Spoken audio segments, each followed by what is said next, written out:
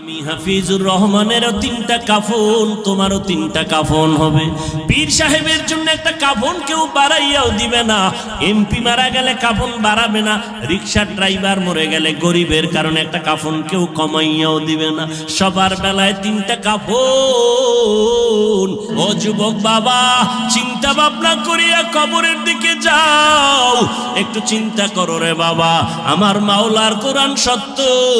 আজকের বৈজ্ঞানিকরা বলে জমিন থেকে 9,30,00,000 মাইল উপরে হলো সূর্য। এই জমিনটা যত বড় তার থেকে 13 লক্ষ গুণ বড় সূর্য। এই সূর্যটা রাতের বেলা নাই, দিনের বেলা ছিল। এখনো কেন এত গরম লাগে, সহ্য করা যায় না। আল্লাহর কথা মিথ্যা না রে বাবা। নবী বলেন কিয়ামতের দিন মানুষ, নারী আর পুরুষ সব উলঙ্গ দাঁড়াবে হাসরের মাঠে। সূর্যটা নিচে নেমে আসবে, সূর্যের গরমে জমিনটা তামা হয়ে যাবে। আম্মা জান আয়েশা রাদিয়াল্লাহু তাআলা আনহা দেখেন নবী একদিন তার রুমে বৈশা কাঁদতেছেন। যে নবীর কোনো গুনাহ নাই সেই নবী কান্না করেন। আম্মা জান বলেন, ইয়া রাসূলুল্লাহ, আমার ভয় লাগে কোনো বেয়াদবি করলাম কিনা, আপনি কেন কাঁদতেছেন? আমার নবী বলেন, আয়েশা, আপনি কোনো বেয়াদবি করেন নাই, কেন কাঁদেন হে নবী? মায়ার নবী বলেন, আয়েশা, হাসরের ময়দানের কথা মনে পড়ে গেছে আমার। কিয়ামতের দিন আমার গুনাহগারের উম্মতের কি হালাত হবে। কেন ইয়া রাসূলুল্লাহ? নবী বলেন, আয়েশা, কিয়ামতের ময়দানে নারী আর পুরুষ সব উলঙ্গ দাঁড়াবে। কিয়ামতের দিন সূর্যের গরমে মাথার মগজগুলো টাস টাস করে ফেটে যাবে, জমিনটা তামা হয়ে যাবে। অন্যদিকে জাহান্নামের আওয়াজ। আবার আমার মাওলাও রাগান্বিত আওয়াজ দিবেন, লিমানিল মুলকুল ইয়াউম লিল্লাহিল ওয়াহিদিল কাহ্হার। আমার আল্লাহ তো রাগান্বিত হবেন। হাসরের ময়দানটা থর থর করে কেঁপে উঠবে। হাসরের ময়দানে সবাই থাকবে উলঙ্গ, নারী আর পুরুষেরা। ও পর্দার আড়ালের মা বোনেরা, আল্লাহ আপনাদের এত মর্যাদা দান করেছেন। আপনারা নবীদের মায়ের মতো মা, আপনারা আলেমদের মায়ের মতো মা, আপনাদের এত সম্মান। আপনারা খাদিজা রাদিয়াল্লাহু তাআলা আনহার মতো নারী, আপনারা আয়েশা রাদিয়াল্লাহু তাআলা আনহার মতো দামি নারী, আপনারা ফাতেমা রাদিয়াল্লাহু তাআলা আনহার মতো দামি নারী, ঈসা নবীর মা মারিয়াম আলাইহা সালামের মতো দামি নারী। আপনারা আল্লাহ পাক রব্বুল আলামিন এত সম্মান আপনাদের দান করলেন। ও পর্দার আড়ালের আম্মা জানেরা, এতক্ষণ আমি যুবকদের যত বয়ান শুনাইলাম ভালোর লাইনে, এই ভালোটা ততদিন পর্যন্ত হবে না যতদিন পর্যন্ত মা আপনি সন্তানকে ভালো লাইনে চালাইবেন না। কারণ সন্তান ভালো লাইনে যাওয়ার পেছনে অবদান হলো মায়ের। কারণ সন্তান মাকে বেশি ফলো করিয়া চলে। এই জন্যই নবীও বলেছেন, এ দুনিয়ায় সব থেকে নারী নেককারিনী যারা আদর্শবান নারী বড় দামি সম্পদ। এরে আম্মা জান, আপনার সন্তানটাকে আপনি ডাক্তার বানাবেন, বাধা নাই। ইঞ্জিনিয়ার বানাবেন, বাধা নাই। প্রফেসর বানাবেন, বাধা নাই। ও যুবক, তুমি স্কুলে পড়ো, কলেজে পড়ো, ভার্সিটিতে পড়ো, বাধা নাই। আমি এতক্ষণ তোমাদের এত চিল্লাইয়া বয়ান শুনাইলাম, একবারও আমি বলি নাই তোমরা হুজুর হইয়া মাদ্রাসায় যাও। না বাবা, তুমি চাকরি করো, বাধা নাই। ব্যবসা করো, বাধা নাই। তুমি স্কুলে পড়ো, বাধা নাই। তুমি চাকরি করো, তুমি ভার্সিটিতে বড়, কোনো বাধা নাই। তবে নবীর আদর্শ মানিয়া অন্ধকার কবরের দিকে রওনা হও। ডাক্তারও যদি হও, মা বাবার দোয়া নিয়ে চলিও, 5 বেলার নামাজ পড়িও, কপাল খুলে যাবে। ইঞ্জিনিয়ার যদি হও, ভালো আদর্শ নিয়ে মানুষের সাথে আচরণ ভালো করিও, কোরআন তেলাওয়াত করো, 5 ওয়াক্ত নামাজ পড়িও, জীবনের চাকা ঘুরে যাবে। ও আল্লাহর বান্দারা, আম্মা জান আয়েশা বলেন, ও নবী, কিয়ামতের ময়দানে ভয়ঙ্কর হালাত কেমন হবে? নবী চোখের পানি ছেড়ে কাঁদেন আর কয়, আয়েশা, নবীরা যাদের কোনো গুনাহ নাই সেই নবীরা পর্যন্ত কান্নায় বিভোর হয়ে যাবে। আদম নবী কান্না করবেন নিজেকে বাঁচাবার জন্য, মূসা নবী কান্না করবেন নিজেকে পরিত্রাণের জন্য, ইব্রাহিম নবী কান্না করবেন নিজেকে বাঁচাবার জন্য, মুক্তির জন্য, ঈসা নবী কান্না করবেন নিজেকে মুক্তি করার জন্য, উম্মতেরা যাবে সুপারিশের জন্য, আদম নবী তাড়ায় দিবেন, মুসা নবী তাড়ায় দিবেন। উম্মতের সুপারিশ করতে গিয়া ইব্রাহিম নবী বলবেন আমি পারবো না, নূহ আলাইহিস সালাম বলবেন আমি পারবো না। নবী বলেন ও আয়েশা জানো ওই কঠিন সময় উম্মতেরা এক একজন নবীর কাছে যাইয়া যখন দেখবে সুপারিশের কেউ নাই, উম্মতেরা পাগলের মতো করবে, সর্বশেষ ওরা আমি মুহাম্মদের কাছে দৌড়ানোর চেষ্টা করবে, আমাকে তালাশ করবে। আম্মাজান বলেন নবী আপনাকে হাসরের ময়দানে উম্মতেরা কোথায় পাবে? নবী বলেন ও আয়েশা আমি আমার মাওলার কুদরতের সামনে মাকামে মাহমুদে সেজদায় পড়ে কান্না করব। অন্য নবীরা নিজেকে বাঁচাবার কান্নায় বিভোর, আর আমি মুহাম্মদ একবারও আমার জন্য আমি কান্না করব না। আমি কান্না করে শুধু বারবার বলবো আল্লাহ আমার উম্মতেরে বাঁচাও, আমার উম্মতেরে বাঁচাও, আমার একটা উম্মত যেন জাহান্নামে না যায়। আমার আল্লাহ তখন বলবে নবী আপনি কাঁদবেন না, আপনার উম্মত গুলো ধরে ধরে বাছাই করে জান্নাতের ময়দানের দিকে নিয়ে যান। ও আয়েশা আমি তখন খুশি মনে আমার উম্মত গুলো ধরে ধরে জান্নাতের ময়দানের দিকে নেওয়া শুরু করব। আম্মা জান আয়েশা বলেন ইয়া রাসূলুল্লাহ কোটি কোটি কোটি মানুষের ভেতরে আপনার উম্মত গুলো চিনবেন কি করে? নবী বলেন ও আয়েশা যেই উম্মত দুনিয়াতে আমি মুহাম্মদের মহব্বতে ভরিয়া ওযু বানাইয়া 5 বেলার নামাজ যথাযথভাবে আদায় করবে, কিয়ামতের ময়দানে ওই ওযুর জায়গাগুলো নূরের আলোতে চমকাইতে থাকবে। আমি নবী দেখে দেখে উম্মতকে জান্নাতের দিকে নিয়ে যাব।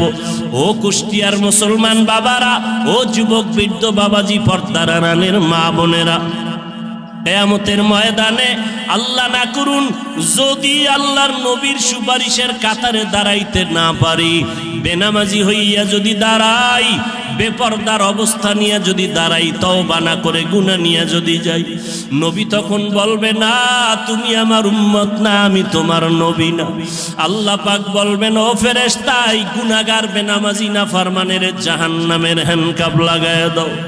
ও আল্লাহর বান্দারা সূর্যের গরম সইতে পারি না, গুনাহ নিয়ে কবরে গেলে হাসরের ময়দানে কেমনে জাহান্নামের আগুন সহ্য করব? একটু নিজের চিন্তা করো।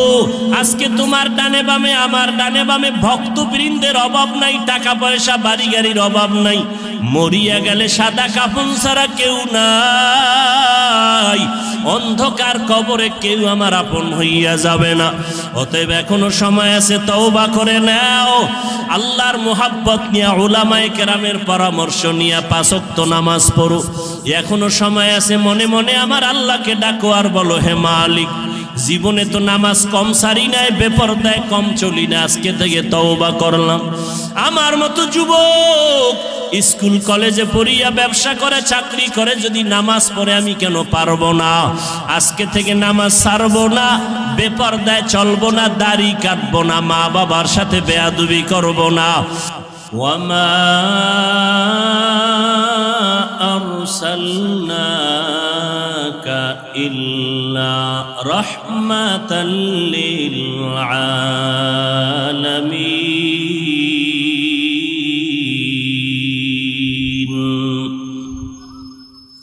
وقال النبي صلى الله عليه وآله وسلم كل أمتي يدخلون الجنة إلا من أبى قيل من أبى قال من أطاعني دخل الجنة ومن عصاني فقد أبى أو كما قال النبي عليه الصلاة والسلام صدق الله مولانا العظيم وصدق رسوله النبي الأمي الكريم ونحن على ذلك من الشاهدين والشاكرين والذاكرين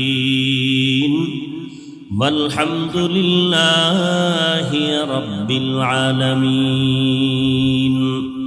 سبحانك لا علم لنا إلا ما علمتنا إنك أنت العليم الحكيم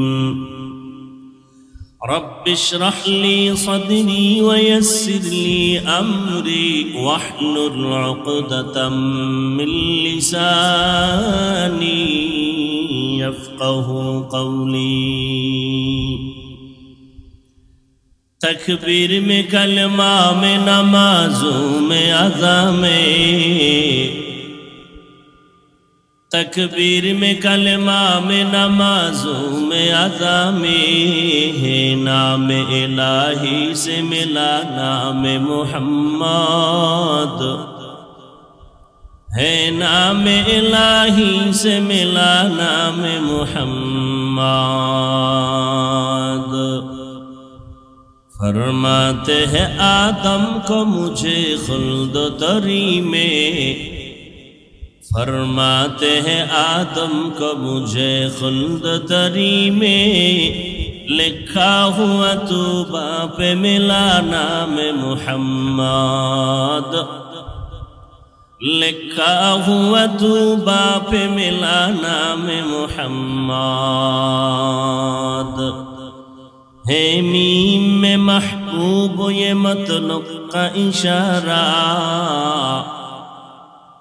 ہے میم میں محبوب یہ مطلق کا اشارہ پھر کیوں نہ ہو محبوب خدا نام محمد پھر کیوں نہ ہو محبوب خدا نام محمد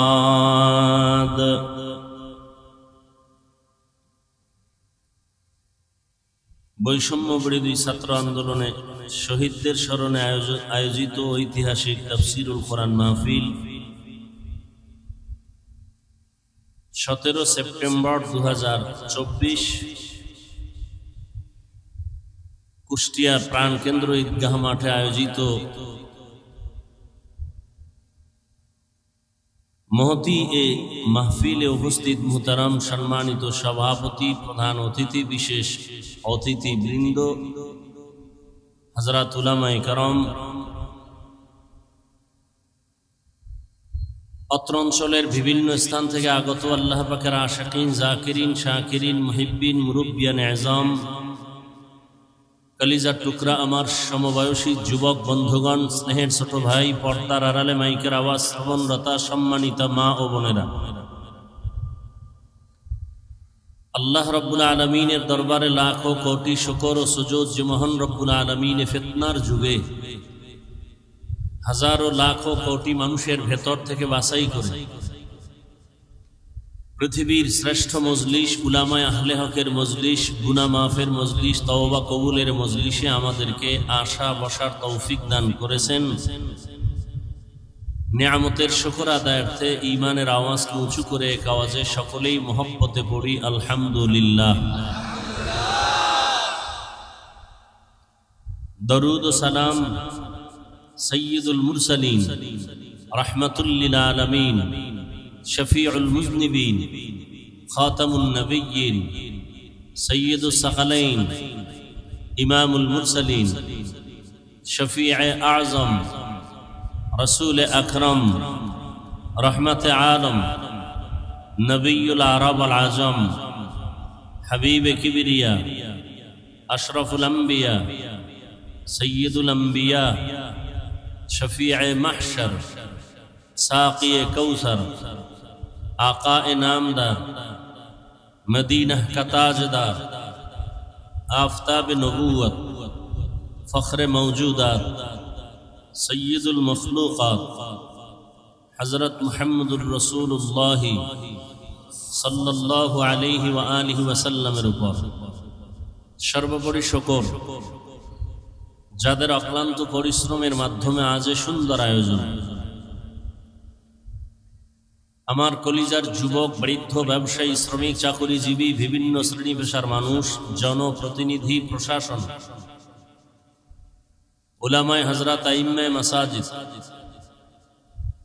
সময় পরামর্শ অর্থ দিয়ে দোয়া করে উপস্থিত হয়ে মাইক লাইট প্যান্ডেলের ব্যবস্থাপনার মাধ্যমে সহযোগিতা যারা করেছেন প্রত্যেককেই আল্লাহ রাব্বুল আলামিনের খিদমতের বরকতে দুনিয়াতে শান্তি, পরকালে মুক্তির ব্যবস্থা করে দিন।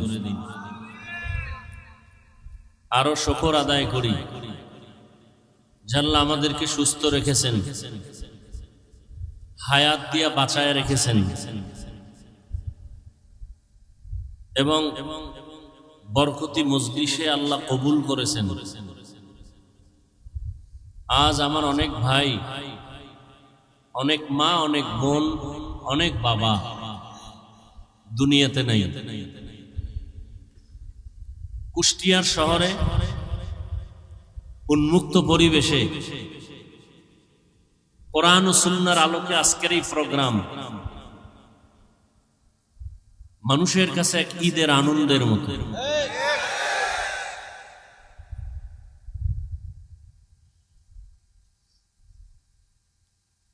আমি মনে করি এটা কুষ্টিয়ার জন্য একটা বিজয়ের পূর্বাভাস।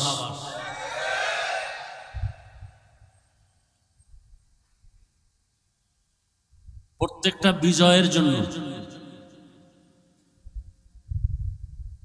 প্রথম যে জিনিসটা দরকার সেটা হলো একতাবদ্ধ পথ চলা। আজ আমার দেশের ছাত্র জনতা, উলামায়ে কেরাম সহ কেউ ডাইরেক্ট কেউ ইনডাইরেক্ট দেশের পক্ষে, স্বাধীনতার পক্ষে, জালেমের বিরুদ্ধে সার্বিক প্রচেষ্টা চালিয়েছেন। আল্লাহর মদদ আসছে, আল্লাহ দয়া করেছেন, আল্লাহর রহমত ছাড়া এটা অসম্ভব। অনেক বান্দা বান্দির চোখের পানির এটা ফলাফল। এখনো আমরা যে আরামে ঘুমিয়ে থাকবো চুপচাপ, বিষয়টা এমনও না।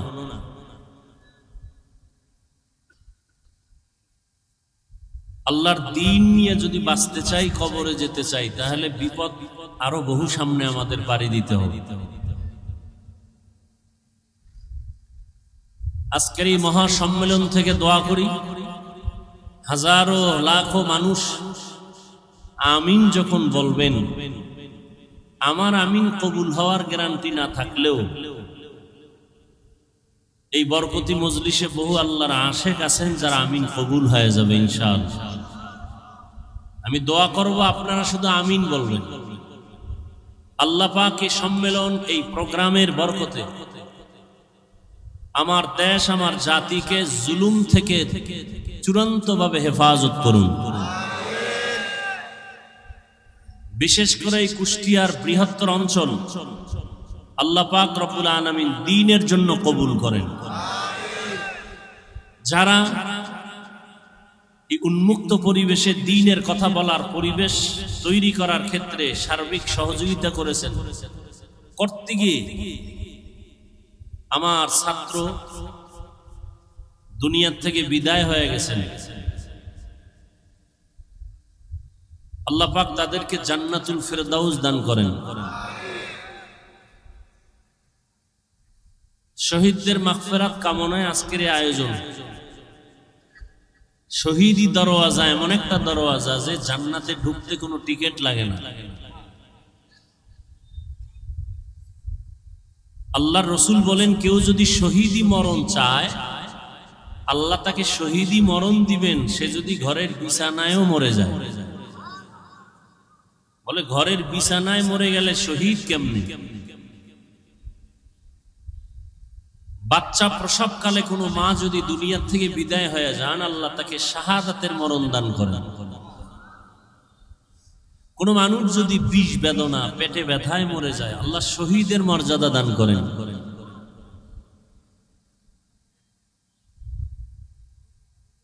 বেঈমানদের মোকাবেলা করতে গিয়ে, জালেমদের জুলুমকে প্রতিরোধ করতে গিয়ে ময়দানে মোকাবেলা করেছেন, শাহাদাতের পিয়ালা পান করেছেন সাহাবায়ে কেরাম। ওমর ফারুক রাদিয়াল্লাহু তাআলা আনহু, উসমান রাদিয়াল্লাহু তাআলা আনহু, হযরত আলী রাদিয়াল্লাহু তাআলা আনহু, হাসান রাদিয়াল্লাহু তাআলা আনহু, হুসাইন রাদিয়াল্লাহু তাআলা আনহু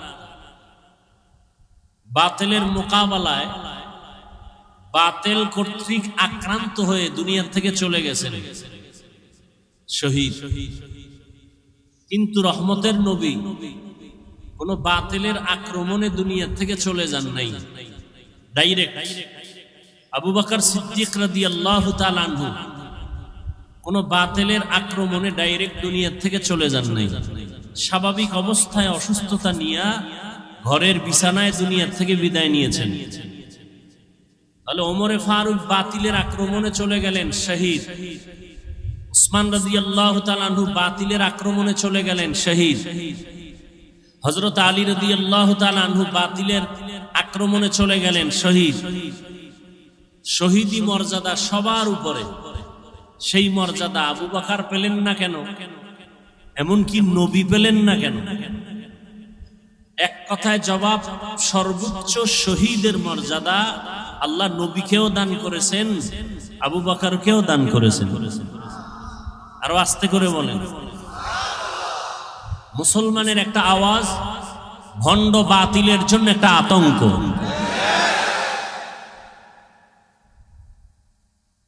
সমস্ত দুনিয়ার বিধর্মীরা মুসলমানের আওয়াজটাকে বেশি ভয় পায়। মুসলমানের টাকা লাগে না, বাড়ি লাগে না, কিচ্ছু লাগে না, ইমানের আওয়াজ। আওয়াজটা হতে হবে ইমানের, আওয়াজটা হতে হবে ইমানের। সেদিন এক জায়গায় বলেছিলাম, কেউ জোরে আওয়াজ দেয় বেশি খাইয়া, পেটে ব্যথা শুরু হয়েছে চিল্লায়। আবার কেউ চিৎকার দেয় 17 বছর না খাইয়া। আছে না নাই? কেউ খাইয়াও চিল্লায়, কেউ না খায়। মুসলমানের খাওয়া নাই, না খাওয়া নাই, মুসলমানের চিল্লানি হবে ইমানের চিল্লানি। আর একটা কথা আপনাদের মনে তো থাকবেই, বরং এই যে বিলবোর্ড করে লিখে রাখা উচিত রাস্তার মোড়ে মোড়ে, কোরআন হাদিস ইসলাম আর আলেম ওলামার সাথে বেয়াদবি করে কেউ দুনিয়াতে সফলতার সূর্য দেখতে পারে নাই, পারবেও না। এই কথাটা যদি কেউ উল্টো দিকে নেয় তার কপাল পুড়ে যাবে মরার আগেই। বাংলাদেশের ইতিহাসে সফলতার মানদণ্ডে যারা আগায় গেছে একমাত্র ইসলামের আলো দিয়ে, ওলামায়ে কেরামের দোয়া নিয়ে। যারা বেয়াদবি করেছে তাদের পতন মরার আগেই হয়ে গেছে। কারণ কিয়ামতের আগের দিন পর্যন্ত এই জমিনে আর কোনোদিন নবী আসবেন না, সাহাবায়ে কেরাম আসবেন না। আসবেন? আমাকে একটু জবাব দেন আর কথা বুঝার চেষ্টা করেন, ভুল হলে ধরায় দিয়েন। কিয়ামতের আগ পর্যন্ত নবীজি আসবেন? আবু বকর, ওমর, ওসমান, আলী সহ কোন সাহাবায়ে কেরাম আসবেন? আসবেন না।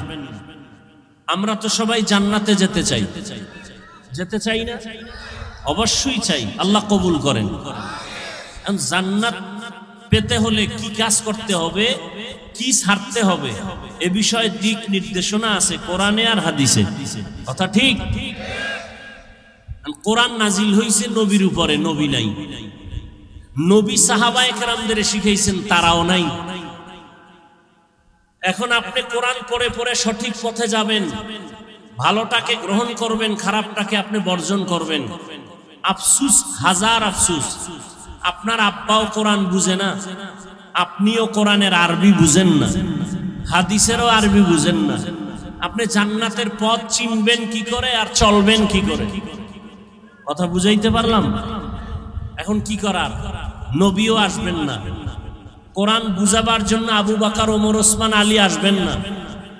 কোরআন বুঝাবার জন্য এই জমিনে কিয়ামতের আগে মুজাদ্দেদে আলফে সানি আর আসবেন না, ইমাম বুখারী আর আসবেন না, ইমাম মুসলিম আসবেন না, ইমাম তিরমিজি আসবেন না। তাহলে এই জাতি যারা কোরআন বুঝে না, পড়তে পারে না, আরবি বুঝবে দূরের কথা, কোরআনের আরবি পড়তে পারে না, হাদিসের আরবি পড়তে পারে না, এরা কিভাবে জান্নাতের পথ পাবে? কিয়ামত পর্যন্ত এর স্থায়ী সমাধান হলো এই গোটা দুনিয়ার উম্মত জান্নাতের পথ খুঁজে পাবে কোরআন সুন্নাহর আলোকে, একমাত্র শুধুমাত্র কেবলমাত্র উলামায়ে আহলে হকের মাধ্যমে। অতএব যারা উলামায়ে কেরামদেরকে অ্যাবাউট করে চলবে তারা খাসারাত দুনিয়া ওয়াল আখিরা, দুনিয়াও বরবাদ আখিরাতও বরবাদ। উম্মতের রাহবর উলামায়ে কেরাম। উম্মত যখন নবীদের সাথে বেয়াদবি করত তখন পতন চলে আসতো। নবীদের স্থলাভিষিক্ত সাহাবায়ে কেরাম, এদের পরে ক্রমান্বয়ে আসছে উলামায়ে কেরাম। এই উলামায়ে কেরামদের দাম কত? আল্লাহ নিজে কোরআন শরীফে বলেছেন, রাসূল হাদিসে বলেছেন। উলামায়ে কেরাম কারা? ইন্নামা ইয়াখশাল্লাহা মিন ইবাদিহিল উলামা। আল্লাহ বলেন নিশ্চয়ই আমার বান্দাদের ভেতরে যারা আলেম উলামা তারা আমাকে বেশি ভয় করবেন। কাকে? আল্লাহকে ভয় করবেন। বান্দাদের ভেতরে যারা উলামা, এক বচনে আলেম, বহু বচনে উলামা। ভয় করার মানে কি? আমিও আল্লাহকে ভয় করি, আপনিও আল্লাহকে ভয় করেন। সবাইকে জিজ্ঞেস করলে বলে আমরা সবাই আল্লাহকে ভয় করি। আসলে ভয়ের মানে কি? অথচ বিড়িও টানেন, গাঞ্জাও খান, মানুষও হত্যা করেন, মানুষের বাড়ি ঘরে আগুন জ্বালান। তাহলে আসলে আল্লাহর ভয়ের মানে কি? এখানে এত মানুষ, কুষ্টিয়ার ইতিহাস, মানুষ বলবে লক্ষ লক্ষ মানুষ, বিশাল আয়োজন, কিন্তু এমনও আশেকে রসুল এখানে আছে আজকে ফজরের নামাজ পড়ে নাই, জহুর পড়ে নাই, আসর পড়ে নাই। সত্য কথাটা স্বীকার করেন, মানেন আর না মানেন। মাগরিবও এমন মানুষ এখানে নাই, এশার নামাজও। এরপরও চাপাবাজি করে, নামাজ না পড়লেও দিল পরিষ্কার। চাপাবাজ আছে না নাই? আল্লাহ হেদায়াত দান করুন।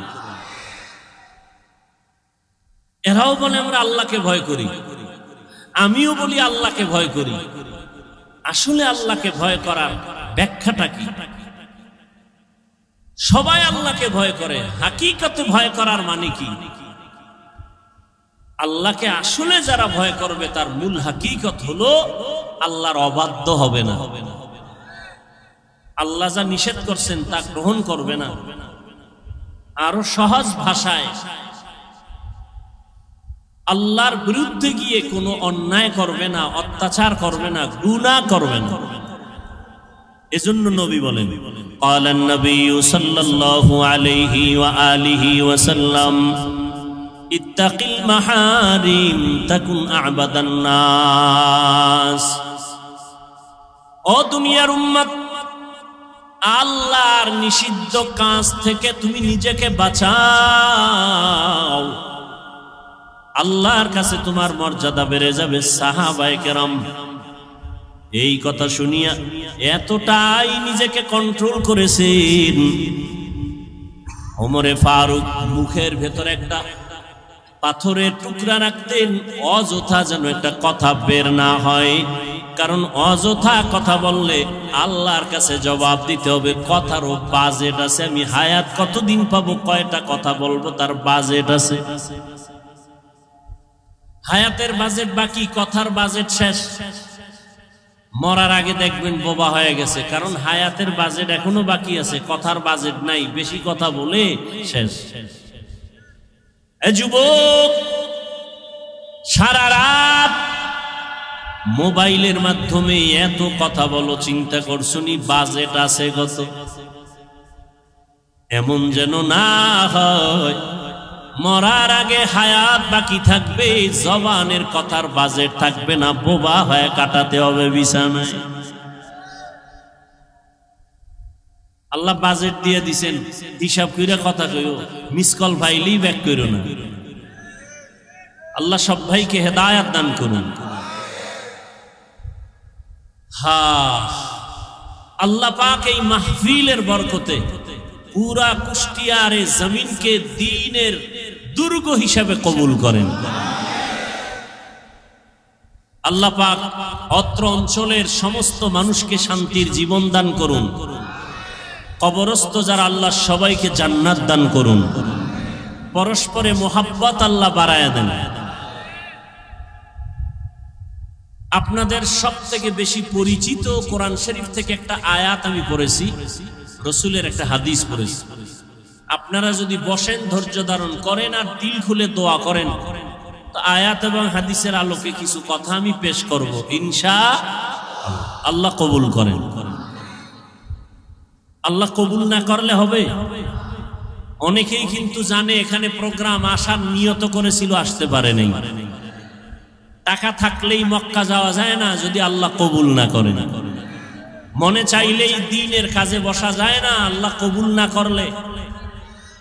অনেকের বাড়ির থেকে ওয়াজের নাম নিয়ে আসছে, কুষ্টিয়া শহর ঈদগায় ওয়াজে যাই, কিন্তু কপাল খারাপ, প্যান্ডেলে ঢুকতে পারে নাই। তারা কোথায়? মহিলা প্যান্ডেল তাওয়াফ করে, আর কেউ দোকানপাটে আড্ডা করে, গল্প করে, কবিরা গুনাহ করে, এর নাম কপাল। এজন্য আমি সব সময় বলি, আল্লাহ চাইলে সব হয়, বান্দা চাইলে কিছুই হয় না। বান্দা চাইছিল আরো 20 বছর থাকবো, আল্লাহ কয় আমি দিব না। কাটটা হইল আল্লাহ। আল্লাহ চাইলে হয়, বান্দা চাইলে হয় না। আল্লাহ। আবার অনেকে প্যান্ডেলে ঢুকছেন, কিন্তু কোরআন হাদিসের কথা শুনে দিলটাকে নরম করে তওবা করে বাড়ি যাওয়ার কপাল হবে কিনা অনেকের অসম্ভব। অনেকে মোনাজাতের আগে চলে যাবে। এ বিশাল প্যান্ডেলে কত আল্লাহর বান্দা আছেন, আলেম বুজুর্গ, যাদের আমিন কবুল হয়ে যাবে। এদের সাথে যদি বসে মা বাবার জন্য একটু দোয়া করা যাইতো, মা বাবা কত না খুশি হতেন। তাদের কবর না কত শান্তির বাগান হয়ে যেত। যে কপাল পোড়া সেই দোয়ায় শরীক হতে পারবে না, শয়তান তাকে উঠায় নিয়ে যাবে। প্যান্ডেলের দাম কত?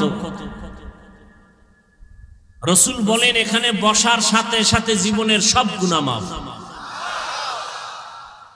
সুবহানাল্লাহর আওয়াজ যত দূর চলে গেল, যত মানুষ ছাড়া ভিন্ন মাখলুক শুনছে, কিয়ামতের দিনে জমিন তার সাক্ষী হয়ে যাবে।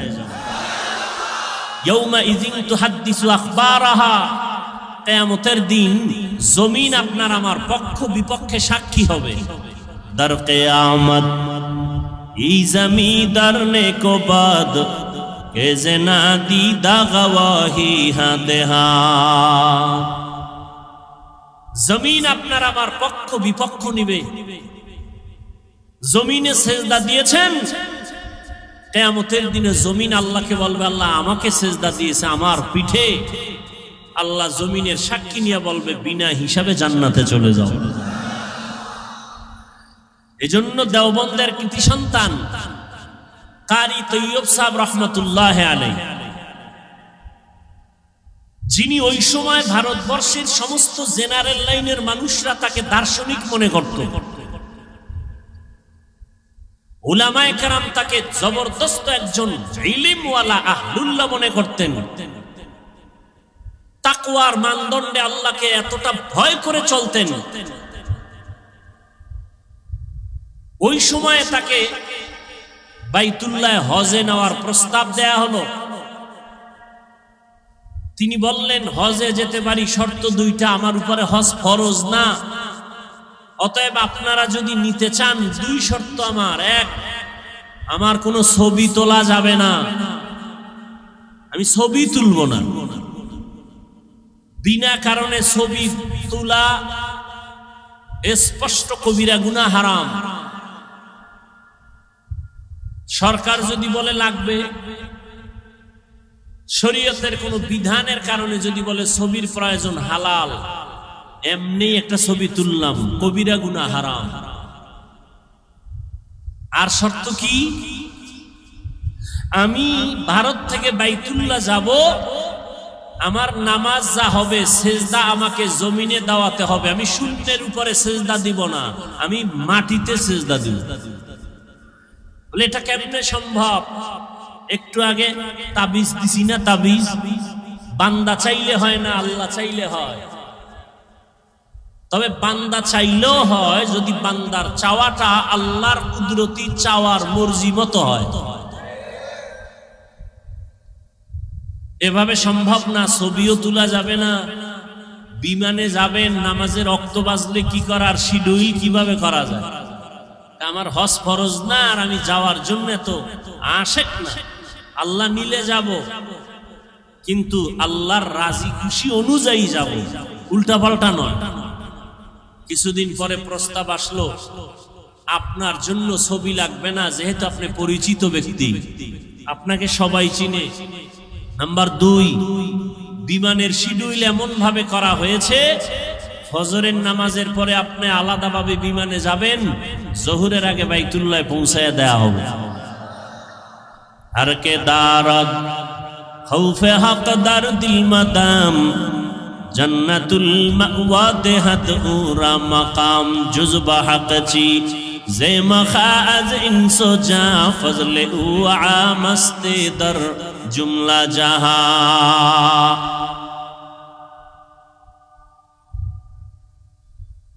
অতএব আল্লাহ দয়া করে নিয়ে আসছেন।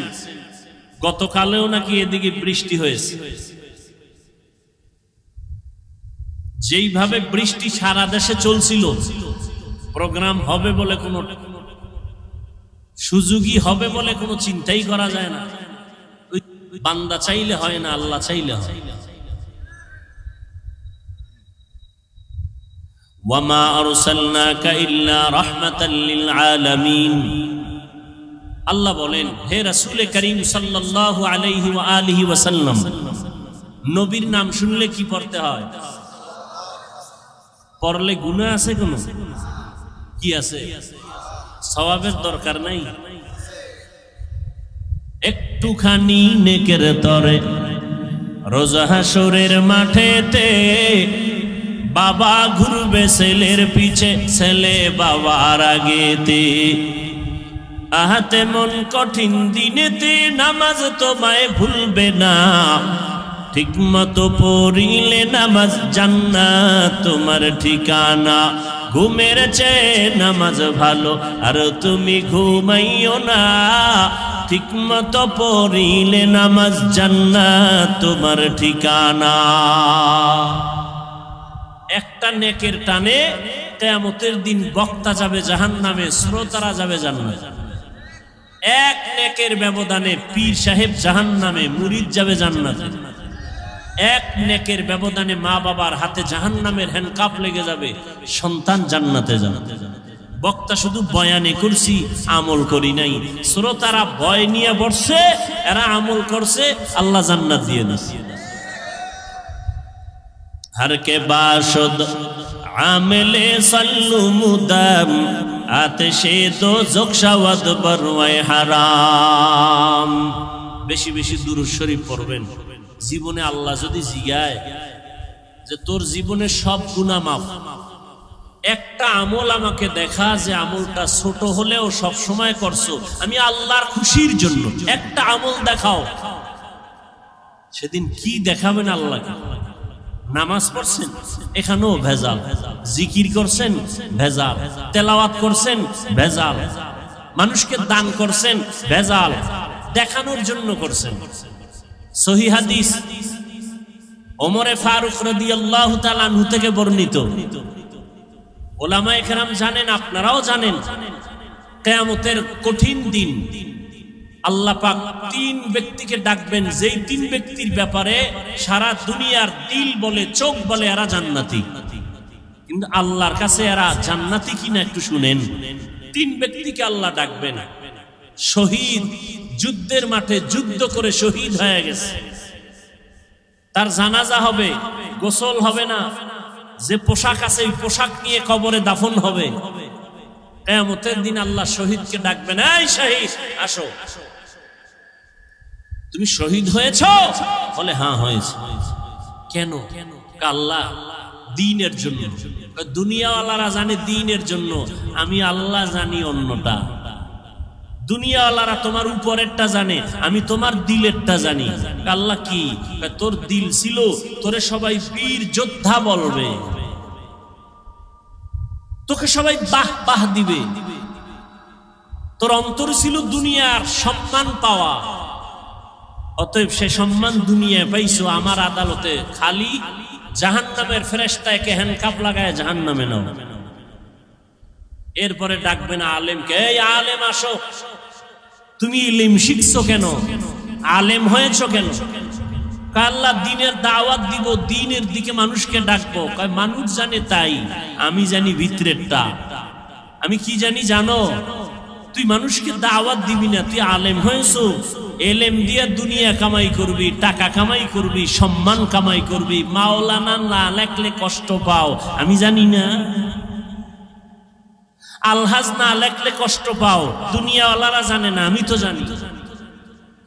হাদিয়া কম দিলে মনে কষ্ট, এখানে আর দাওয়াত দেওয়া যাবে না, দুনিয়াওয়ালারা জানে না, আমি তো জানি। যাও, জান্নাত নাই, জাহান্নামের ফেরেশতাকে হ্যান্ডকাপ দিয়া জাহান্নামে নিয়ে যাও। তৃতীয় ব্যক্তিকে ডাকবেন দানবীর। কোটি কোটি টাকা দান করছো কেন? আমি গরিব বানাই নাই, ধনী বানাইছি। দান করছো কেন? আল্লাহ দিনের কাজ, মাদ্রাসা করছি, মসজিদ করছি, স্কুল করেছি, কলেজ করেছি, হ্যাঁ মসজিদ করেছি অনেক। বারবার মাইকে বলেছি এই মসজিদ আমি করছি, এই মসজিদ আমি করছি, আর কেউ করে নাই। অনেকগুলো মসজিদ করে ফেলেছি। আল্লাহ কয় মানুষ জানে এগুলো, আমি জানি ভিতরেরটা। এগুলো তুমি দান করছো কেন? মানুষ তোমাকে দানবীর বলবে, সম্মানের চেয়ার আগায় দিবে। আমার আদালতে আজকে তোমার জান্নাত নাই, জাহান্নামে চলে যাও। তাহলে শহীদের অবস্থা যদি এমন হয়, আলেমের অবস্থা যদি এমন হয়, আপনার আমার উপায় কি হয়? ওয়ামা আরসালনাকা ইল্লা রাহমাতাল লিল আলামিন।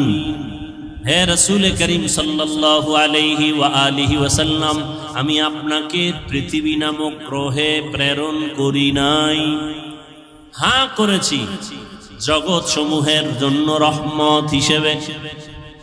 হলো আয়াতের তরজমা, হাদিস। পয়গম্বর বলেন, কুল্লু উম্মতি ইয়াদখুলুনাল জান্নাতা ইল্লা মান আবা। নবী বলেন, সব উম্মতেরা জান্নাতে যাবে, যারা আমি মুহাম্মদকে মানে না, অস্বীকার করে, তারা জান্নাতে যাবে না। কিলা মান আবা। সাহাবায়ে কেরাম বললেন, ইয়া রাসূলুল্লাহ, আপনাকে অস্বীকার করে, মানে না, তারা কারা? নবী বললেন, ক্বালা মান আতাআনি দাখালাল জান্নাহ ওয়া মান আসানি ফাকাদ আবা। যে ব্যক্তি আমার অনুসরণ করবে, অনুকরণ করবে, সে জান্নাতে যাবে, আর যে আমার বিরোধিতা করবে, সে আমাকে অস্বীকার করার কারণে জাহান্নামে যাবে। এ নিয়েও আমাদের দেশে খুব ঝামেলা। সবাই নবী মানে, বরং আমরা যারা টুপিওয়ালা, দাড়িওয়ালা, নামাজ পড়ি, পর্দা করি, আমগো পর্যন্ত গালি দেয়, আমরা নবীর আশেক না। হে গাঞ্জা খাইয়া নবীর আশেক, মাজারের মধ্যে ঢোল বাজায় নবীর আশেক, আছে না নাই? গায়রুল্লাহকে সেজদা দেয় নবীর আশেক। আমরা পীর আউলিয়ার পক্ষের মানুষ। আমি কেন? আল্লাহর কোরআন পক্ষে, আমরাও পক্ষে। রসুলের হাদিস পক্ষে, আমরাও পক্ষে। আল্লাহর কোরআন রসুলের হাদিস যাদের পক্ষে নাই, আমরাও তাদের পক্ষে নাই। আল্লাহ পাকের সত্য কোরআন, রসুলের সত্য হাদিস, ওলি আউলিয়ার পক্ষে, আমরাও তাদের পক্ষে, কিন্তু ভেজালের পক্ষে না। কিসের পক্ষে না? আল্লাহ কয়জন? সবাই বলে আল্লাহ যে এক, কোন দিক থেকে এক? আল্লাহ এক যে কোন দিক থেকে এক? সব দিক থেকে এক, তাই তো? আল্লাহর মতো কি আরেকজন আছে? আল্লাহর সমান কেউ আছে? আল্লাহর সহযোগী কেউ আছে? নাই।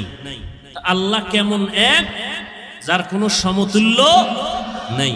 কেউ যদি মনে করে আছে, এর নাম শিরিক, এর নাম। আল্লাহ যা এককভাবে পাবেন, এই পাওনাটা আর একজনকে দেওয়ার নাম শিরিক। মানুষের জীবনের ইবাদত পাবেন কে? সেজদা পাবেন কে? এটা আরেক জায়গায় দেওয়ার নাম শিরিক। কোরআন শরীফের স্পষ্ট ঘোষণা, যারা শিরিক করে তারা মুশরিক, মুশরিকদের জন্য জান্নাত হারাম। ওয়া মান ইউশরিক বিল্লাহ ফাকাদ হারামাল্লাহু আলাইহিল জান্নাহ। যারা আল্লাহর সাথে অংশীদার করবে, আল্লাহ যা পাবেন এটা অন্যকে যদি দেয়, এর নাম শিরিক।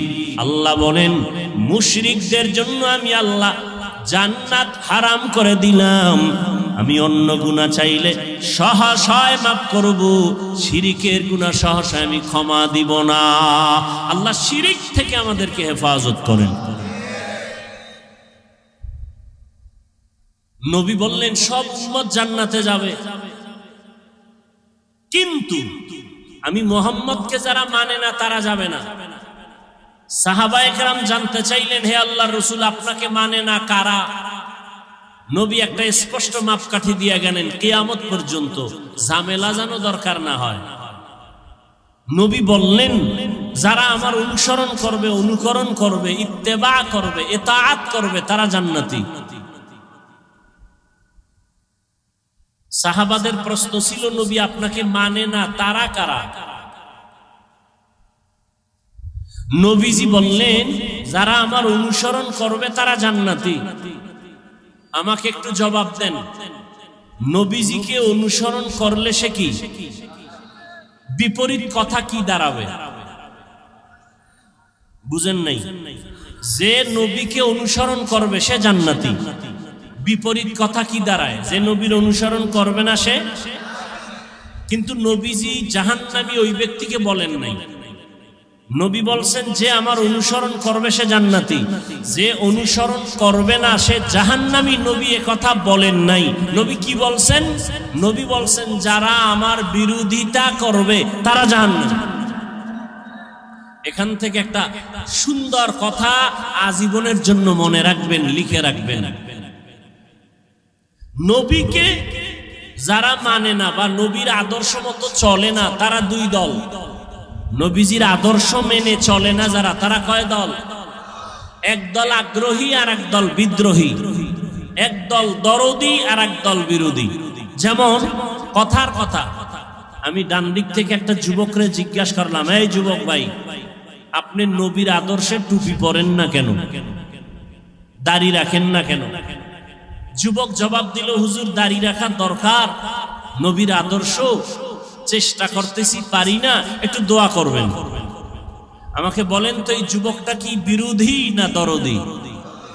দরদি। বাম দিক থেকে একটা যুবকরে জিজ্ঞাসা করলাম, এই যুবক, নবীর আদর্শে নামাজ পড়ো না কেন, দাড়ি রাখো না কেন? খেয়াল করতেছেন তো? যুবক আমার কথাটা শেষ না হতেই আমাকে পাল্টা আওয়াজ দিল, দাড়ি না রাখলে অসুবিধা কি আছে? না নাই? নামাজ না পড়লে অসুবিধা কি? যদি আরেকটু চালাক হয় সে বলবে দাড়ির মধ্যেই কি ইসলাম, পোশাকের মধ্যেই কি ইসলাম? আপনারা জবাব দেন, এই যুবকের কথায় কি মনে হয়, রসুলের দরদি না বিরোধী, আগ্রহী না বিদ্রোহী? রসুলের আদর্শর বেলায় বিদ্রোহীর আরেক নাম বেঈমান। বিদ্রোহীর আরেক নাম কি? এখান থেকে কুষ্টিয়ার মানুষ আজীবন মনে রাখবেন, একটা লোক দাড়ি রাখে না তাকে গালি দেওয়া, মনে ভালো করে মুখস্থ করেন। এক যুবক দাড়ি রাখে না তাকে গালি দেওয়া, আর একজন দাড়ি পছন্দ করে না তাকে ছাড় দেওয়া যাবে না। একজন আগ্রহী আর একজন আগ্রহী মুমিন, বিদ্রোহী বেঈমান। একজনে টুপি পরে না গালি দেওয়া, আর একজনে টুপি পছন্দ করে না তাকে ছাড় দেওয়া। একজনে নামাজ পড়ে না তাকে গালি দেওয়া, আর একজনে নামাজ পছন্দ করে না তাকে ছাড় দেওয়া। একজনে পর্দা করে না তাকে গালি দেওয়া, আর একজনে পর্দার বিধানকে পছন্দ করে না তাকে ছাড় দেওয়া। তাহলে একটা লোক দাড়ি রাখে না তাকে জাহান্নামী বলা যাবে? আগে বুঝতে হবে সে কি আগ্রহী না বিদ্রোহী। বুঝেন না কথা? অতএব একটা বেনামাজিকে দেখলে হিংসা করা যাবে না, গালি দেওয়া যাবে না, কাছে যেতে হবে, বুকে লাগাইতে হবে। এরপরে যদি বোঝা যায় যে আগ্রহ নাই, বিদ্রোহ, তখন সিদ্ধান্ত পাল্টাইতে হবে, এর আগে না। আমি 5 ওয়াক্ত নামাজ পড়ি, বেনামাজির দেখলে সি সি করে তাড়ায় দেওয়ার নাম এটা কামিয়াবি না, সফলতা না। পাপকে ঘৃণা করো, পাপীকে, তার মানে কি? একটা লোক অন্যায় করছে, অন্যায়টাকে ঘৃণা করে তাকে তাড়ায় দিও না, তাকে তুমি কাছে যাও, বুঝাও যে ভাই নামাজ পড়েন, পর্দা করেন, হালাল মতো চলেন, অন্যায়টা দূর করার ব্যবস্থা করো। রোগকে ঘৃণা করো, রোগীকে না। হাদিসের উপরেই আজকের এই সবকটা আমরা মনে রাখবো। নবীজি বলছেন যে আমার অনুসরণ করে জান্নাতে যাবে, যে করে না সে জাহান্নামে যাবে বলেন নাই। জাহান্নামে কে যাবে? নবী বলছেন যে বিরোধিতা করে, যে নবীর আদর্শের বিরোধিতা করে সে জাহান্নামে যাবে। এবার আসেন আয়াতের উপরে, পরিচিত একটি আয়াত, ওয়ামা আরসালনাকা ইল্লা রাহমাতাল লিল আলামিন।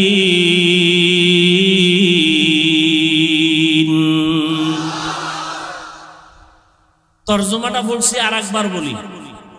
আল্লাহ বলেন, হে নবী আমি আপনাকে, হে রসুল আমি আপনাকে দুনিয়াতে পাঠাই নাই, হ্যাঁ পাঠিয়েছি জগৎ সমূহের রহমত হিসেবে। পাঠাই নাই, হ্যাঁ পাঠিয়েছি। ঘুরাইয়া বললেন কেন? ডাইরেক্ট যদি বলতেন আপনাকে জগৎ সমূহের রহমত করে পাঠাইলাম।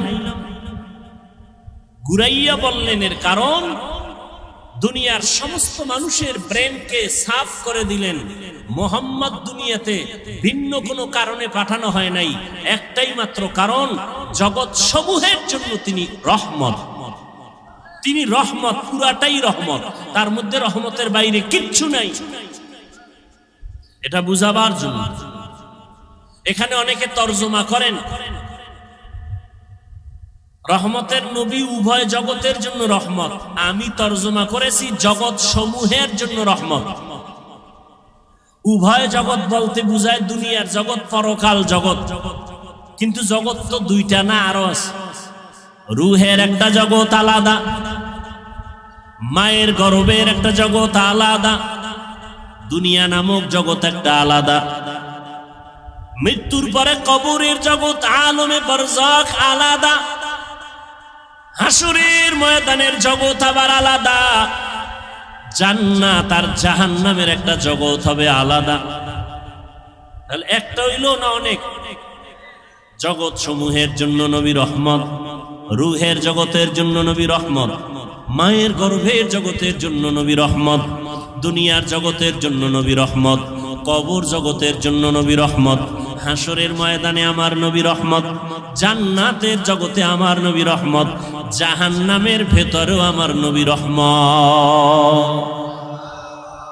একজনে প্রশ্ন করবে মনে মনে, সামনে তো আর আসবে না, পিছনে পেছনে বলবে নবী জান্নাতের জন্য রহমত বুঝলাম, জাহান্নামের জন্য রহমত, এটা আবার কোন কথা? এজন্যই তো ভাইজান দূরে থেকে সব কথা আজ করা যায় না। কুষ্টিয়ার বাজারে আর পেছন দিক থেকে একজনকে দেখা কাও চাচা মিয়া দাঁড়াও, মনে করছো তোমার বাড়ির চাচা। চাচায় যখন উল্টা দিকে চেহারাটা ঘুরাই দিয়ে খায়, ও আপনাকে বলি নেই। দূরের থেকে ধারণা করিও না, কাছে যাও। এই দুনিয়াতে নবী আসবেন না, সাহাবায়ে কেরাম আসবেন না, উলামায়ে কেরামে উম্মতের রাহবার, ওয়ারাসাতুল আম্বিয়া। উলামায়ে কেরাম আল্লাহকে ভয় করবেন, ভয় করার মানে গুনাহ থেকে নিজেকে বাঁচায় রাখবেন। সাধারণ মানুষ শয়তানের ধোকায় পড়ে বাম হাতে পানি পান করবে, কিন্তু কোনো আলেম বাম হাতে পানি পান করবে না। সাধারণ মানুষ শয়তানের ধোকায় পড়ে টুপি ছাড়া চলবে, দাড়ি কাটবে, কিন্তু যারা আলেম তারা কখনো টুপি ছাড়া চলবে না। হর কে দারত খৌফে হক দার দিল মাদাম, জন্নতুল মাওয়া দেহাদ উরা মাকাম, জুজবা হক চি জে মখাজ ইনসো জা, ফজলে উ আমস্তে দর জুমলা জাহা। জগৎ সমূহের জন্য আপনার আমার নবী, রহমতের নবী আমার নবী, রূহের জগতের জন্য কিভাবে রহমত, ভিন্ন আলোচনা। মায়ের গর্ভের জগতের জন্য নবী কেমন রহমত, ভিন্ন আলোচনা। দুনিয়ার জগতের জন্য নবী কেমন রহমত, ভিন্ন আলোচনা। হাসরের ময়দানের জন্য নবী কেমন রহমত, ভিন্ন আলোচনা। জান্নাতের জগতে নবী কেমন রহমত, ভিন্ন আলোচনা। জাহান্নামের জগতের জন্য নবী রহমত কেমন, ভিন্ন আলোচনা। আপনাদের ধৈর্য হবে না, সময়ও কুলাবে না। এজন্য আমি শুধুমাত্র রূহের জগৎ নিয়ে কথা বলবো না, শুধু দুনিয়ার জগৎটা নিয়ে কিছু কথা বলে বিদায় নিব। আল্লাহ যদি তৌফিক দেন, বয়ান বক্তা সাহেব যত বড় যোগ্যতা সম্পূর্ণ বড় বক্তা হোক না কেন, অনেক এলেম আছে, অনেক ডিগ্রি আছে, কিন্তু বয়ান ভালো হওয়া, বয়ান ভালো না হওয়া এটা বক্তার কোনো বাহাদুরি না, এটা শ্রোতাদের মোহাব্বত আর দিলের আকর্ষণ। এই পয়েন্টটাও লিখে রাখেন আজীবন। কিছু মার্কা মারা পয়েন্ট বলবো, এটি লিখে রাখেন। বক্তার বয়ান ভালো হইছে না খারাপ হইছে, এগুলো সব নির্ভর করে শ্রোতাদের মোহাব্বত আর কলবের আকর্ষণের উপর। আপনাদের অন্তরের হালাত যেমন, বয়ান হবে তেমন। যদি আল্লাহর মোহাব্বত নিয়ে বয়ান করি আর আল্লাহর মোহাব্বত নিয়ে বয়ান শুনেন, বরকত কে দিবেন? দুনিয়ার জগতের জন্য আমার নবী রহমত। কেমন একজন নবী আল্লাহ আমাদের দান করেছেন চিনলি না রে যুবক? যদি আমার নবীর একবার চিনতি, নেতার জন্য জীবন দাও, নেত্রীর জন্য জীবন দাও, দলের জন্য জীবন দাও, আমার নবীরে যদি একবার চিনতি, এই জমিনে কল্লা দিয়ে দিতি, কোনো বেঈমান আমার নবীর বিরুদ্ধে কথা বলতে পারতো না। ইমামুল আউয়ালিন আল আখিরিন বহরে সাদকা রাহমাতাল লিল আলামিন সাইয়্যিদুল কাউনাইন খাতমুল মুরসালিন আখির আমদ বুদে ফখরুল আউয়ালিন। বছরে মাস কয়টা? 12টা। কিয়ামতের আগে একটা বাড়বে, একটা কমে যাবে। ইন্না ইদ্দাতাশ শুহুরি ইনদাল্লাহি 12 শাহরান ফি কিতাবিল্লাহ ইয়াওমা খালাকাস সামাওয়াতি ওয়াল আরদ মিনহা আরবাআতুন হুরুম যালিকাদ দীনুল কাইয়্যিম। আল্লাহ পাক কোরআনে বলেন সূরা তাওবা, কিয়ামতের আল্লাহ পাক বলেন আমি বছরে গণনার আকারে মাস বানাইছি 12টা। এইটা এই যে কথাটা আমি আল্লাহ লিখে রাখছি আসমান লাউহে মাহফুজের মধ্যে, লাউহে মাহফুজে লিখে রেখেছি বছরে মাস হবে 12টা, এবং এই 12 মাসের মধ্যে 4 মাস হবে বড় দামি, বড় সম্মানের মাস। তার মানে অন্য মাস সম্মান নাই, সব মাসের দাম আছে। 4টা মাস, 12 মাসের মধ্যে 4 মাস হবে বড় দামি, বেশি দামি। এর মধ্যে একটা মাস হলো জিকাদা, এরপরে যুলহিজ্জা, রজব, মুহররম। আবার একটু বলি, 4 মাস, 12 মাসের মধ্যে 4 মাস বড় দামি। এটা কোরআনে লেখা, কোরআনের আয়াত। আল্লাহ এই সিদ্ধান্ত লিখে রাখছেন লাউহে মাহফুজে। কোন দিন? আসমান জমিন সৃষ্টির দিন। ভালো করে খেয়াল করেন, মুহররম, রজব আর হলো জিকাদা, যুলহিজ্জা। নাম কয়টা আবার খেয়াল করেন, জিকাদা, যুলহিজ্জা, মুহররম, রজব। এই 4 মাসের মধ্যে রবিউল আউয়াল কয় নম্বরে? বলেন, জবাব দেন। নাই? তাহলে কি বুঝেন? রবিউল আউয়ালের দাম নাই, সব মাসেরই দাম আছে। ওই যে 4 মাসের দাম আলাদা কেন, এ বিষয়ে আলোচনা আলাদা। আয়াত নাজিল হয়েছে ওই সময়, ওই প্রেক্ষাপট ভিন্ন ছিল। যুদ্ধ বিগ্রহ করত, ওটা নিষেধ করেছিলেন এই 4 মাসে। ওই হুকুম রহিত হয়ে গেছে, এখন সেই হুকুম বাকি নেই। এখন প্রয়োজন হলে কিয়ামত পর্যন্ত আল্লাহর বিধানে জিহাদ চলবে। রজব বুঝি না, মুহররম বুঝি না, বাতিল যখন আঘাত করবে, মুসলমান ইমানের ইসলামের পতাকা উড্ডীন করার জন্য প্রতিবাদের ময়দানে ঝাঁপিয়ে পড়বে। তো যেটা আমি বুঝাতে চাই, রবিউল আউয়াল বর্তমান মাস, সেই ক্ষেত্রে আমি রাসূলের আদর্শের কিছু কথা বলবো, আয়াত নিয়েছি। প্রাসঙ্গিক দুই একটা কথা বলে যাই। নবীর নিয়ে লাফালাফি, কেউ মদিনার থেকে নবীরে টান দিয়া কুষ্টিয়ার মসজিদে নিয়ে আয়, মাঝে মাঝে ঢাকার বাইতুল মুকাররমে নবী হাজির হয়ে যান। হ্যাঁ, কত ইখতিলাফ মতনৈক্য। কেউ কয় নবী যে 63 বছর পরে মইরা গেছে, আর জিন্দা হওয়ার কায়দা নেই। আবার কেউ কয় নবী মরেই নাই। তো যারা বলে নবী মরে নাই, তো 63 বছরের গণনা আসলো কেন? যাই হোক, নবী বলেন আমি 63 বছরের হায়াত শেষ করে মদিনাতুল মুনাওয়ারা রওজা মুবারাকে কিয়ামত পর্যন্ত জিন্দা অবস্থায় নামাজের হালাতে থাকবো। আরো জোরে বলেন। নবী কবরে মদিনায় না মক্কায়? মদিনায়। কতদিন থাকবেন বলেন সবাই? বাংলাদেশে আসবেন কবে? আসবেন?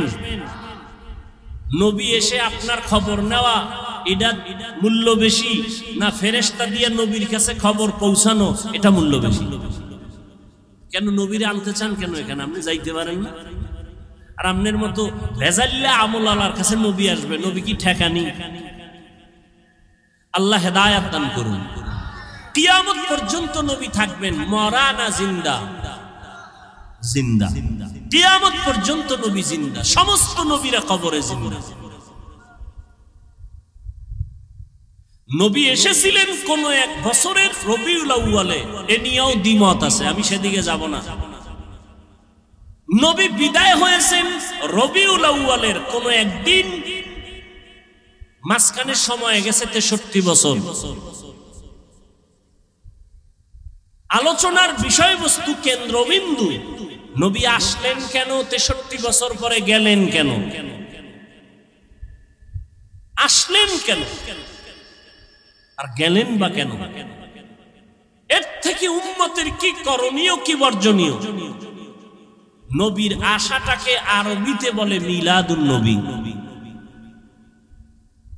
বিদায় হয়ে যাওয়াটাকে আরবিতে বলে ওয়াফাতুন নবী।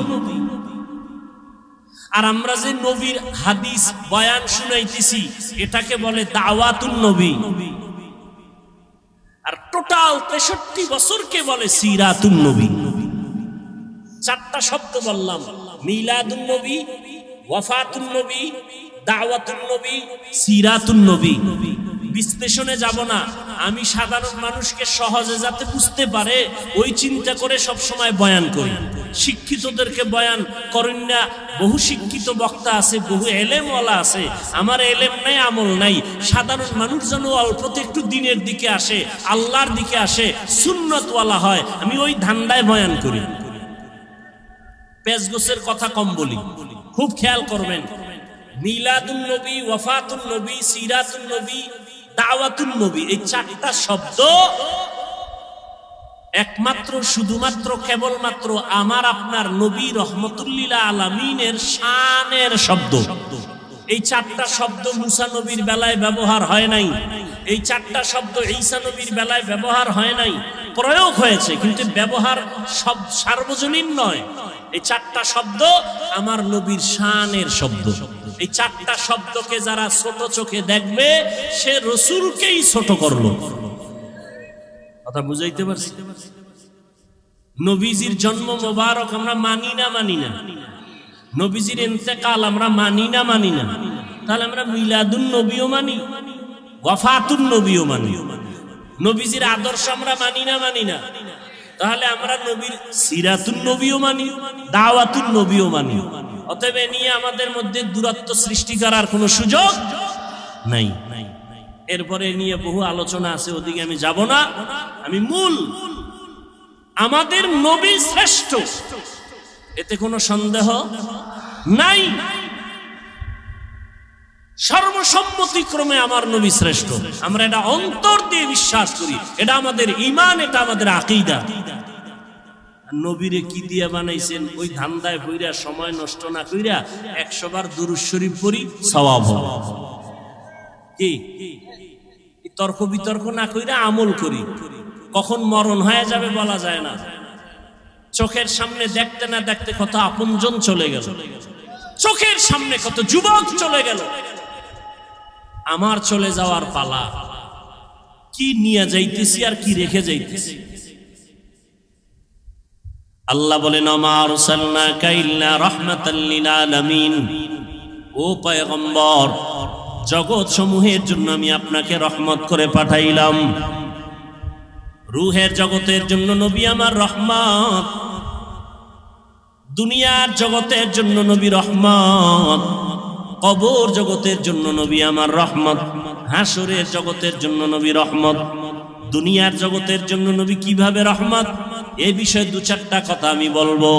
রহমতের নবী এমন এক সময় জমিনের মধ্যে পদার্পণ করলেন মক্কা নগরীতে, আরব দেশের ভেতরে, যেই সময় মক্কার মানুষের মতো চরিত্রহীন লম্পট জমিনের মধ্যে আর কোথাও কোনো মানুষ ছিল না। মক্কার মানুষ বড় খারাপ মানুষ, এতটাই চরিত্রহীন।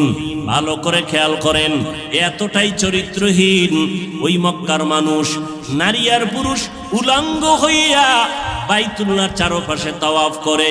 তারা কাপড় পরে যায় না, কারণ এই কাপড় দ্বারা ভিন্ন জায়গায় গিয়া গুনাহ করছে। এই গুনাহযুক্ত কাপড় নিয়ে বাইতুল্লাহর কাছে যাবে না, এরা বাইতুল্লাহকে সম্মান করে। কিন্তু চরিত্র এতটাই দুর্বল, এরা নারীদের পছন্দ করে না। কন্যা ঘরে আসলে বাবা পর্যন্ত বেজার হয়ে যায়, বাবা লজ্জায় পড়ে ওই কন্যা সন্তানটাকে জ্যান্ত গলা টিপে হত্যা করে। এতটাই জালেম, এতটাই জুলুম চলতেছিল। জুলুমের সমাজ, এমন এক জায়গা চতুর্মুখী নাপাক আর নাপাক আর নাপাক। এই অবস্থায় এমন একজন রহমতের নবী মক্কা নগরীর মাঝে আল্লাহ পাঠাইছেন। রহমতের নবী আসছেন, আসা মাত্র জমিনের মধ্যে পরিবর্তনের হাওয়া শুরু হয়ে গেল। প্রশ্ন এখন জটিল, মক্কার মানুষ এত কেন খারাপ হলো, অন্য এলাকার মানুষ কেন খারাপ হলো না? সিরিয়ার মানুষ এত খারাপ কেন না, মক্কার মানুষ এত খারাপ কেন? অথচ এখানে তো লক্ষ লক্ষ নবী আসছেন, সব নবীরা বাইতুল্লাহ তাওয়াফ করছেন। আদম আলাইহিস সালাম ভারতের চরণদ্বীপ থেকে আল্লাহর ঘর জিয়ারতের জন্য 40 বার পায়ে হেঁটে গেছেন, হাইটা হাইটা গিয়া বাইতুল্লাহ জিয়ারত করেছেন আদম নবী। আদম আলাইহিস সালাম, নূহ আলাইহিস সালাম এই জমিনের মধ্যে কদম রেখেছেন। আমাদের আকীদা বিশ্বাস, যেখানে আজান হয়, কোরআন তেলাওয়াত হয়, যেখানে দ্বীনের কথা হয়, আলেম ওলামা আসে, ওই জায়গাটা বরকতপূর্ণ হয়, ঠিক নেই? মক্কার জমিনের মধ্যে সব নবীরা আসছেন, বাইতুল্লাহ তাওয়াফ করছেন, জায়গাটা বড় বরকতের জায়গা। এখানের মানুষ অন্য দিকের তুলনায় একটু কম খারাপ হবে। অথচ সিরিয়ার মানুষ এত খারাপ না, মক্কার মানুষ এত খারাপ। আবার এমন একটা জায়গা যেখানে আল্লাহ পৃথিবী নামক গ্রহ বানাইয়া প্রথম আল্লাহ একটা ঘর বানাইলেন, বাইতুল্লাহ। ইন্না আউওয়ালা বাইতিন উযিআ লিন-নাস লাল্লাযী বিবাক্কাতা মুবারাকাও ওয়া হুদা মুবারাকাও ওয়া হুদাল লিল আলামিন।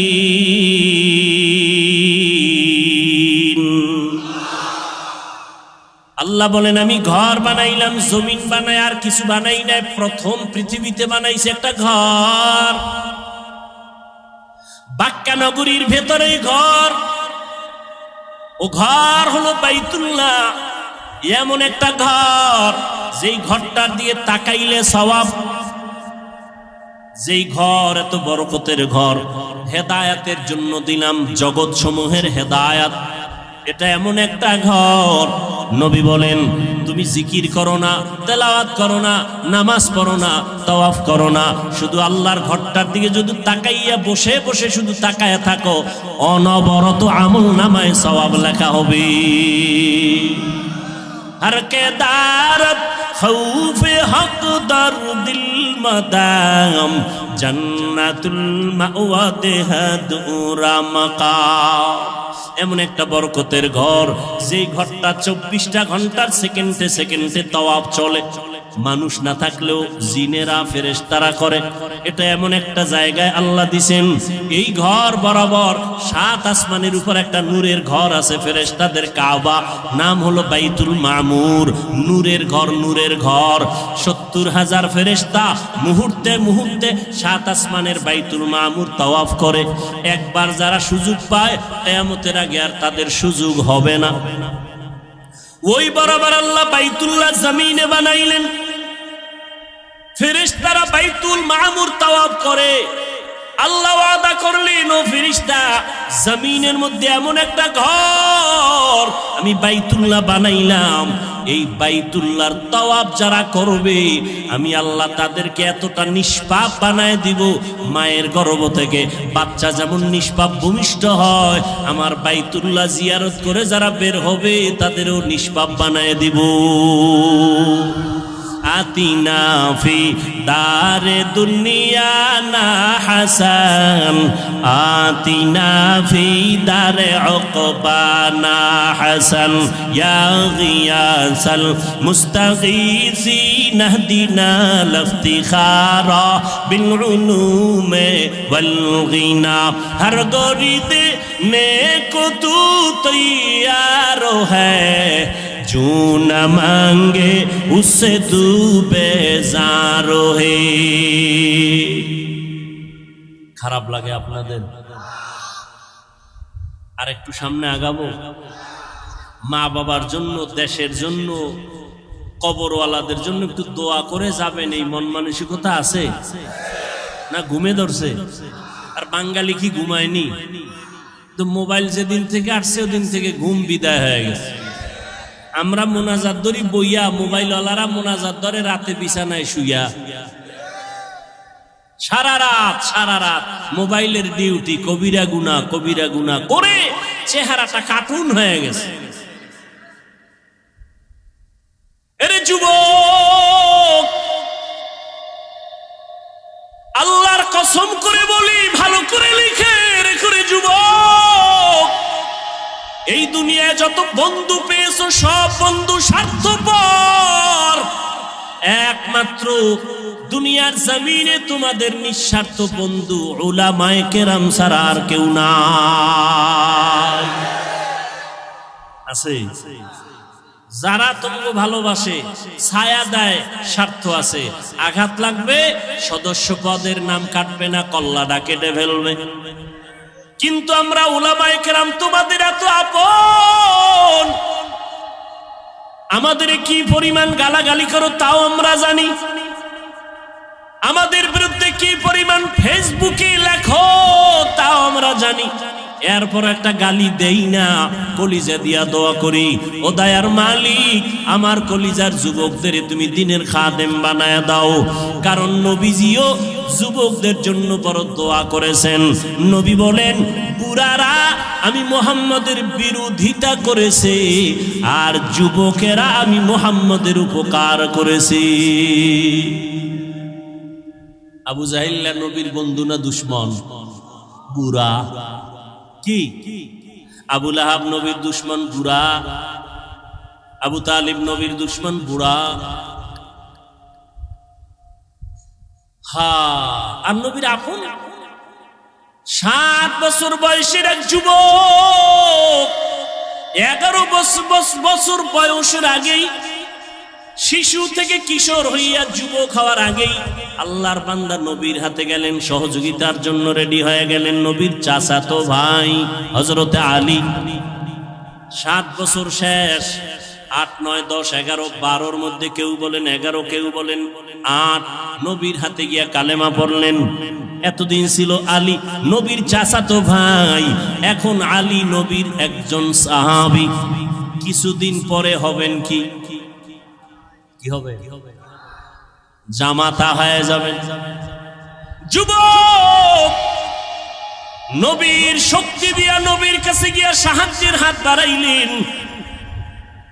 আব্দুল্লাহ ইবনে মাসউদ বকরির রাখাল, ময়দানে বকরি চড়ায়, রহমতের নবীকে দেখে রাস্তার পার্শ্ব দিয়ে হেঁটে যায়। নবীর পেটে ক্ষুধা লাগছে, আবু বকর সিদ্দিক নবীর সাথে আছেন।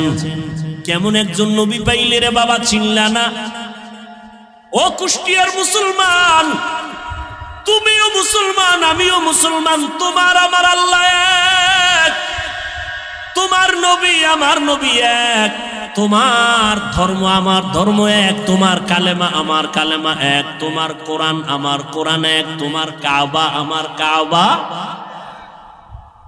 কিন্তু দুঃখ, আমি আজকে টুপি মাথায় না দিলে ভালো লাগে না, টুপি ফেলতে চাই না। আর তোমারে পাও ধইরা ধইরা বিনয়ের সাথে বয়ান করি টুপি পরার জন্য, টুপি মাথায় দিতেই চাও না। আমি নামাজ ছাড়তে চাই না, আর তোমার পায়ে ধরে ধরে বিনয়ের সাথে নামাজের বয়ান করি, তুমি নামাজ পড়তেই চাও না। অথচ তুমিও মুসলমান, আমিও মুসলমান, তোমার আল্লাহ এক, আমার আল্লাহ, তোমার নবী আমার নবী এক, তোমার কাবা আমার কাবা এক। তুমি আজ আমি মসজিদে না ঢুকলে লজ্জা পাই, আর তুমি মসজিদে ঢুকতে গেলে লজ্জা পাও। আমি পর্দা না করলে লজ্জা পাই, তুমি পর্দা করতে গেলে লজ্জা পাও। আমি টুপি ফেলতে চাই না, তুমি টুপি দিতে চাও না। আমি দাড়ি কাটতে চাই না, তোমারে পাও দইরা বয়ান করার পরেও তুমি দাড়ি রাখতে চাও না। কারণটা কি রে বাবা? অথচ তোমার আল্লাহ এক, আমার নবী এক, তোমার কাবা আমার কাবা এক, সব এক, দুনিয়াতে আসছি এক।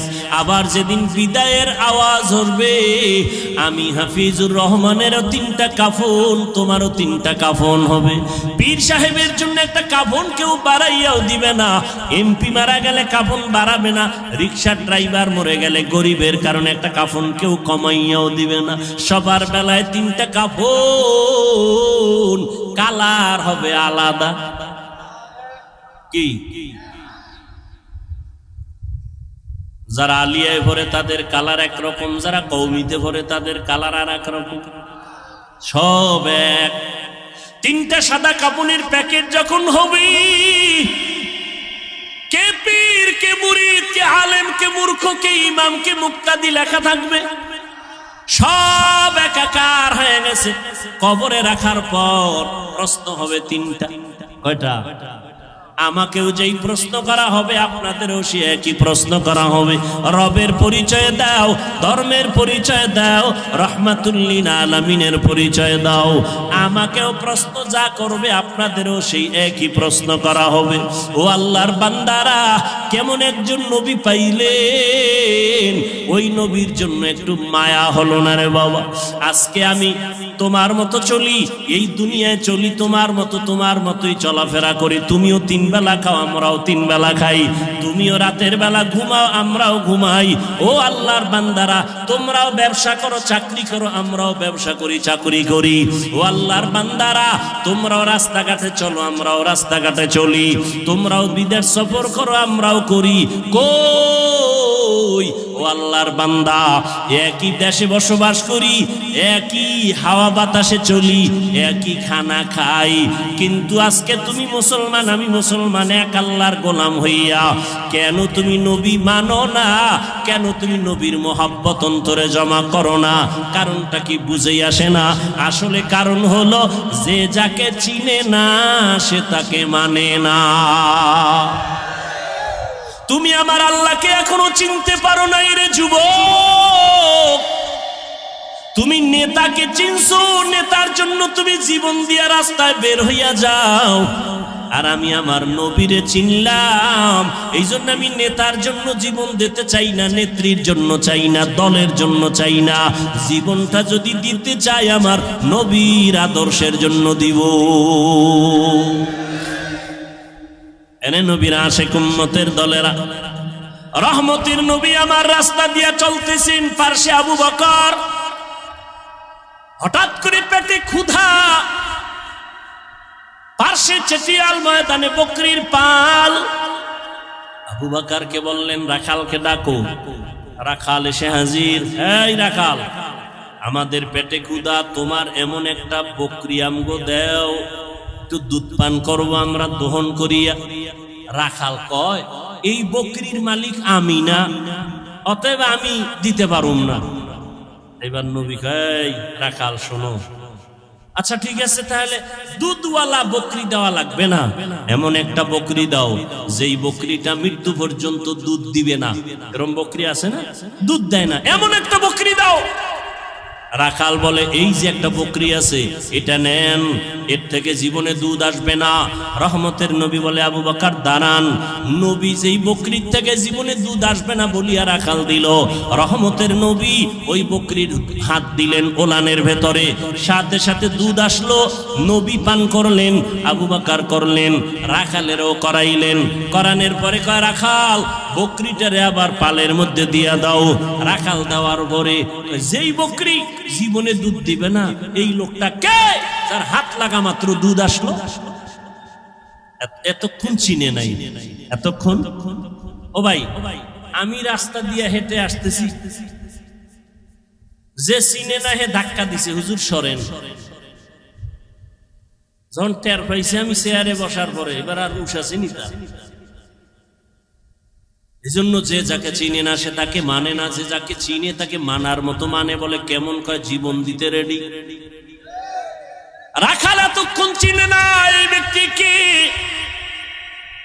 যখনই দেখলো একটা বকরি জীবনে দুধ দিবে না, ওই বান্দার হাতটা দেওয়া মাত্র বকরি দুধ দিল, চিনে ফেললো এটা সাধারণ কোনো মানুষ না, এটা পাওয়ারওয়ালা মানুষ।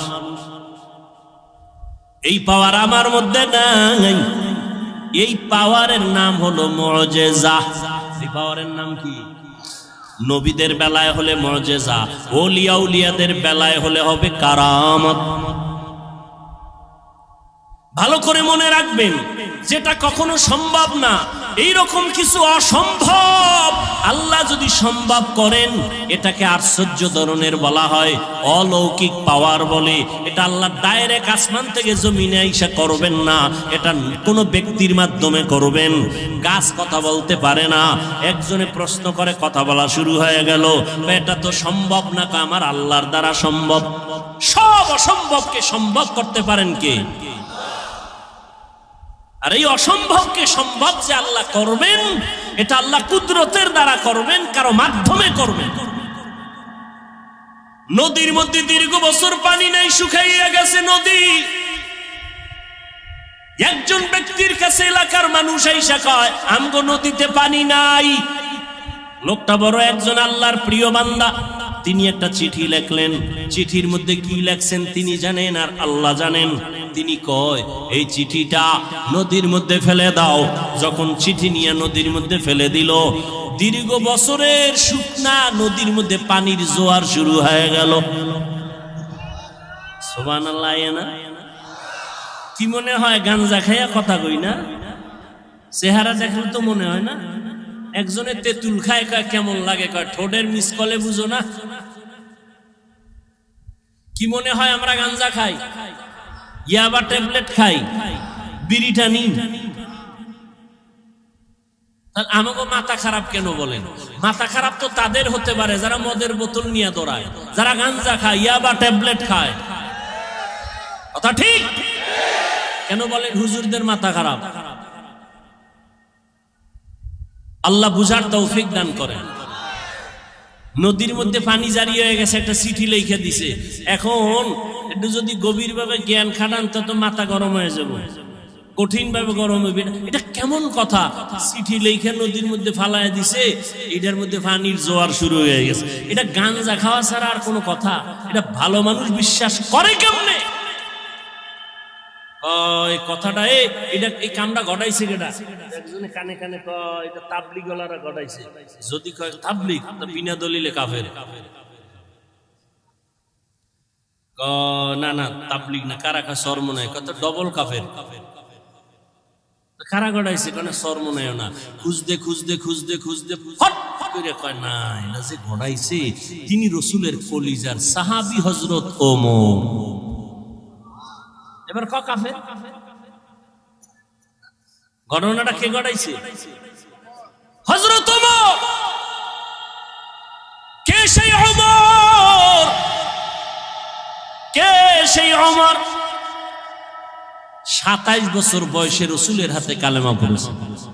কয় বছর? কয় বছর? কয় বছর? তাহলে যুবকেরা নবীর বিরুদ্ধে না পক্ষে?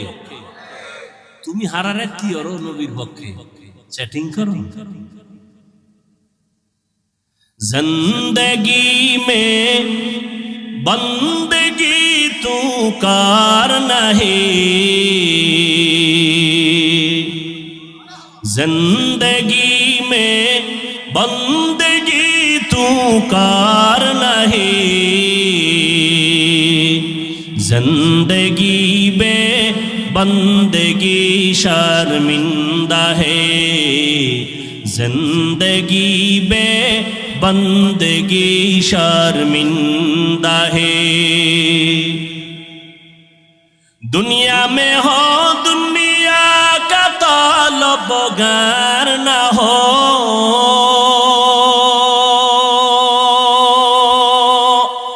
बाजार से गुजर हो खरीदार न हो, दुनिया में हो दुनिया का तलबगार न हो, बाजार से गुजर हो खरीदार न हो। ये दुनिया एक मिसले कागज फूल है, ये दुनिया एक मिसले कागज फूल है, जिंदगी में बंदगी तू कार नहीं, जिंदगी में बंदगी तू कार नहीं, जिंदगी में बंदगी शर्मिंदा है, जिंदगी में बंदगी शर्मिंदा है, जिंदगी में बंदगी कुन बंदगी, जिंदगी में बंदगी शर्मिंदगी। वमा अरसलनाका इल्ला रहमतन लिल आलामीन।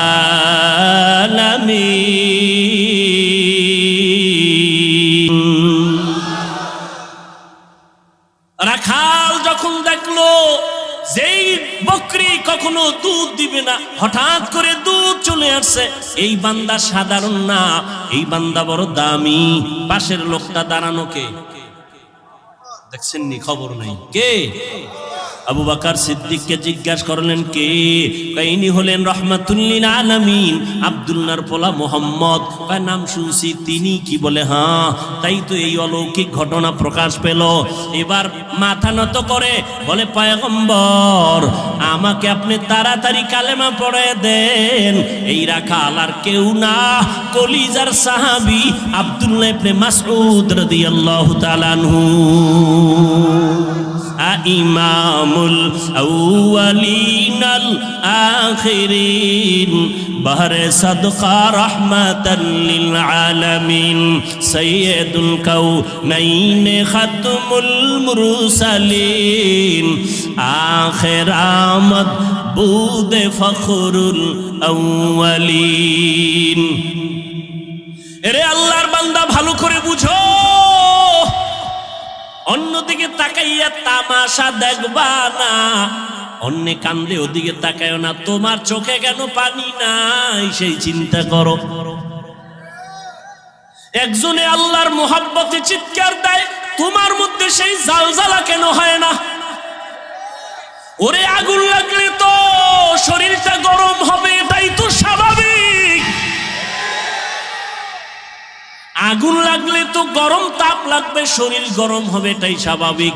আগুনের পাশে বসো, তোমার ভাইয়ের শরীর গরম হয়, তোমার শরীর কেন গরম হয় না? কারণটা কি? তোমার ব্যাটারিতে চার্জ নাই, তোমার ঈমান দুর্বল, তোমার আমল দুর্বল। মাওলার কাছে কান্না করো, হে মালিক আজকে মানুষ হইলাম, পরিচয় দেই আমি মানুষ, কিন্তু এখনো মানুষ হতে পারি নাই। আব্দুল্লাহ ইবনে মাসউদ নবীর মুজিজা দেখে কালেমা পড়লেন। ওমরের মতো বান্দা নবীর কল্লা কাটতে আসিয়া 27 বছরের নবীর হাতে কালেমা বললেন। ও নবীর আশেকের দল, আজকে তাবলীগওয়ালারা বয়ান করে, পীর সাহেবরা বয়ান করে, জুমার দিন খতিব সাহেবরা বয়ান করে। আমার মায়ার নবী মক্কা নগরীতে আসছেন এমন একটা জায়গায়, এত দামি জায়গা কেন না পাক? এর একমাত্র কারণ এই মানুষগুলো এত খারাপ হইল কেন? যেই জমিনে এত নবী আসলো, এত দামি ঘর হইল, এই মানুষগুলো অন্য জায়গার থেকে একটু ভালো হওয়ার কথা, এরা খারাপ কেন? এর যতটা জবাব আছে এর মধ্যে শ্রেষ্ঠ জবাব হলো এরা আল্লাহর নবী আসার আগ পর্যন্ত এরা মুরব্বি হারা ছিল, এই জন্য দিক বেদিক হয়ে গেছে। ঈসা নবী চলে গেলেন, মাঝখানে কোনো নবী নাই, কোনো মুরব্বি নাই। যারাও ছিল নবীর স্থলাভিষিক্ত, এরা দুনিয়ার লোভে পইরা ডান বাম হয়ে গেছে। হালালটারে হারাম কয়, হারামটাকে হালাল বলে। রোহবান এই সমস্ত ইহুদি আর খ্রিস্টানদের যারা নামদারি আলেম ছিল, এরা টাকা খাইয়া দুনিয়ার লোভে বিধানটাকে ডান বাম করে দিল। মানুষগুলো মূর্তি পূজায় লিপ্ত হয়ে গেল। যেই বাইতুল্লাহ এত দামি ঘর, ওই বাইতুল্লাহর ভেতরে 360টা মূর্তি ভেতরে টানানো। কয়টা? 360টা মূর্তি। এই খেয়াল করো ভালো করে, নবী আইসা নামাজ যখন শুরু করছে, বাইতুল্লাহর পাশে নামাজ পড়ছে, মূর্তি ছিল না? মক্কা বিজয়ের আগে তো মূর্তি নামায় নাই। মূর্তি ভেতরে 360টা মূর্তি। মায়ার নবী আল্লাহর মুহাব্বত নিয়ে নামাজ পড়তেছেন। প্রথম কিবলা বাইতুল মুকাদ্দাসের দিকে ফিরিয়া মদিনায় যাইয়াও আমার নবী ওই 16 মাস দীর্ঘ বছর পর্যন্ত বাইতুল মাকদিসে নামাজ পড়ছেন, কিন্তু নবীর দিলের তামান্না বাইতুল্লাহর দিকে ফিরিয়া নামাজ পড়বেন। মদিনার থেকে দক্ষিণ দিকে হলো বাইতুল্লাহ, ওদিকে ফিরিয়া কখন পড়বেন নবীর মনে চায়। এত বছর নবী বাইতুল্লাহর দিকে ফিরতে পারে না, কিন্তু দিল কাঁদে বাইতুল্লাহর দিকে ফিরবে। নবী নামাজে দাঁড়াইলেন, রুকুর হালাতে জিব্রাইল আমিন আইসা কয়, নবী এবার আপনি বাইতুল মাকদিস থেকে ফিরিয়া বাইতুল্লাহর দিকে হয়ে যান। জিব্রাইল ঘুরাইয়া দিল। নামাজ 4 রাকাতের মাঝখানে 2 রাকাতে ওই মসজিদকে মসজিদে কিবলাতাইন বলে, মদিনাতুল মুনাওয়ারার পাশে। ও নবীর আশিকের দল, এই মক্কার মানুষ খারাপ হওয়ার প্রধান কারণ এরা মুরব্বি পায় নাই। আল্লাহর কসম একবার, আল্লাহর কসম 2 বার, আল্লাহর কসম 3 বার, ওয়াল্লাহি বিল্লাহি তাল্লাহি, যতদিন পর্যন্ত এই জাতি মুরব্বি মানবে না, ততদিন পর্যন্ত এই জাতির কপালে শান্তি আসবে না। বর্তমান দুনিয়ায় এই উম্মতের মুরব্বি একমাত্র উলামায়ে আহলে হক। এদের বিরুদ্ধে যদি যায়, এদের পতন হবে মরার আগে, সেদিন বেশি দূরে না। আর যদি আলেমদের মানিয়া চলে, আল্লাহ পাক শান্তির দরওয়াজা খুলে দিবে। মক্কার মানুষ এত খারাপ কেন? এরা মুরব্বি নাই, মুরব্বি মানে না, মুরব্বিদের উল্টাপাল্টা করে ফেলছে। এই জন্য আল্লাহর মুহাব্বত এখান থেকে শিক্ষা নাও। নবী আসলেন, মুরব্বি উম্মত পেয়ে গেল। নবী এখন মুরব্বি হইয়া উম্মতের ডাক্তার, চিকিৎসা করতেছেন। উম্মতের সুন্দর চিকিৎসা করার জন্য প্রধান কারণ হলো, প্রথম কাজ হলো সুন্দর ব্যবহার। নবী এমন সুন্দর ব্যবহার দিয়েছেন, মক্কার মানুষ নবীর আশেক হয়ে গেল। দুশ্মনেরাও যদি গালি দেয়, কিন্তু পেছন থেকে নবীরে মোহাব্বত করে। যেই মুহাম্মদ এত সুন্দর ব্যবহার, 63 বছর হায়াতে আমার নবী একটা মিথ্যা কথা জীবনে বলেন নাই। কেমন একজন নবী পেয়েছো যেই নবীর জীবনে কোনো মিথ্যা কথা নাই? এমন একজন নেতা পাইবানি যে মিছা কয় না? আছে? মোবাইলটা ঘরের মধ্যে কানে লাগায় ঘরে থাইকা ওকে আমি জমি নেই নাই, আছে না নাই? বর্তমান মিথ্যার ফ্যাক্টরি হলো মোবাইল। আল্লাহ মিথ্যা থেকে হেফাজত করেন। এমন মায়ার নবী আমার জীবনে একটা মিথ্যা কথা বলেন নাই। কেমন নবী আমার, যেই নবী কোনোদিন কাউকে একটা গালি পর্যন্ত দেন নাই। নবীর সামনে দাঁড়াইয়া কত দুশ্মন অকথ্য ভাষায় গালাগালি করে, আমার নবী গালি দিবেন দূরের কথা, কোনো গালির জবাব দেন নাই। ও কুষ্টিয়ার মুসলমান, আল্লাহর মোহাব্বত অন্তরে জমা করে নাও। শিক্ষিত এলাকার মানুষ আপনারা কুষ্টিয়ার বিশ্ববিদ্যালয় থেকে লেখাপড়া করে কত আলেম বের হইয়া উম্মতের দাওয়াত দেয়, দ্বীনে ইসলামের কাজ করে। ও কুষ্টিয়ার মুসলমান, ভালো করে বুঝো, কেমন নবীর আদর্শ পাইলা যে নবী একটা মিথ্যা কথা বলেন নাই। তুমি আমি কেন মিথ্যা বলবো ইচ্ছা করিয়া? কেমন নবী আমার আমার যেই নবী একটা গালি কাউকে দেন নাই, গালির জবাব দেন নাই। আরো আশ্চর্য কথা হলো, মায়ার নবী আমার কারো দিকে চোখ গরম করে কখনো তাকান নাই। নবী চোখ গরম করে তাকান নাই। কেমন মায়ার নবী আমার, নবীর এই উত্তম ব্যবহার দিয়া মক্কার মানুষগুলোকে এত দামি বানায় দিলেন। আল্লাহ এক পর্যায়ে জিব্রাইলের পাঠায় কয়, আমি লিস্টে দিয়া দিলাম, নবীর লিস্টি দিয়া দাও। লিস্টির মধ্যে যাদের নাম আছে নবী যেন ঘোষণা দিয়া দেয়, লিস্টির ভিতরে যাদের নাম তারা বিনা হিসাবে জান্নাতি। ও এলাকার মুসলমানেরা, ও যুবকেরা, ও বৃদ্ধ বাবাজি, ও পর্দার আড়ালের মা বোনেরা, সারা রাত যদি নবীর ইতিহাস বয়ান করি শেষ হবে না। নবী দুনিয়াতে আসার আগে নবীর গুণগান বিধর্মীয় পর্যন্ত গাইলো, শেষ করতে পারলো না। নবী আসছে, গুণগান চলছে, শেষ হয় না। নবী চলে গেলেন ১৫০০ বছরের বেশি হলো, এখনো নবীর গুণগান শেষ হয় না। বক্তাও শেষ করতে পারে না, লেখকেরা লেখাও শেষ করতে পারে না। কিয়ামত পর্যন্ত নবীর গুণগান বক্তারা বলবে, লেখক লেখবে, শেষ হবে না। কিয়ামতের দিনও নবীর প্রশংসা চলবে। এরে নবীর উম্মতেরা, ওই নবীর আদর্শ ধারণ করো। আমি কুষ্টিয়ার শিক্ষিত মুসলমানকে জিজ্ঞাসা করব, নবীর রেখে যাওয়া সুন্দর আদর্শ ছাড়া আর কারো কাছে ভালো আদর্শ আসেনি? থাকলে একজনে দাঁড়ায় বলো, হাফিজ ভাই, আমাদের কুষ্টিয়া এলাকার ভেতরে মোহাম্মদের আদর্শ ছাড়া আরো কিছু লোক আছে, তাদের আদর্শ মোহাম্মদেরটার থেকেও ভালো। আল্লাহর কসম, যদি ভালো আদর্শ দেখাইতে পারো, আমি মোহাম্মদেরটা নিব না, আমি তারটা নিব। কিন্তু পারছে কেউ? অনেকে অপচেষ্টা করেছিল। চেষ্টা না অপচেষ্টা? ব্যর্থ চেষ্টা করেছিল। আব্রাহাম লিঙ্কন আদর্শ দিল, জাতি গ্রহণ করে না। মাও সেতুন আদর্শ দিল, জাতি গ্রহণ করে না। লেনিন আদর্শ দিল, জাতি গ্রহণ করে না।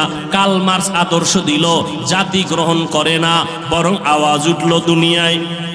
কি আওয়াজ?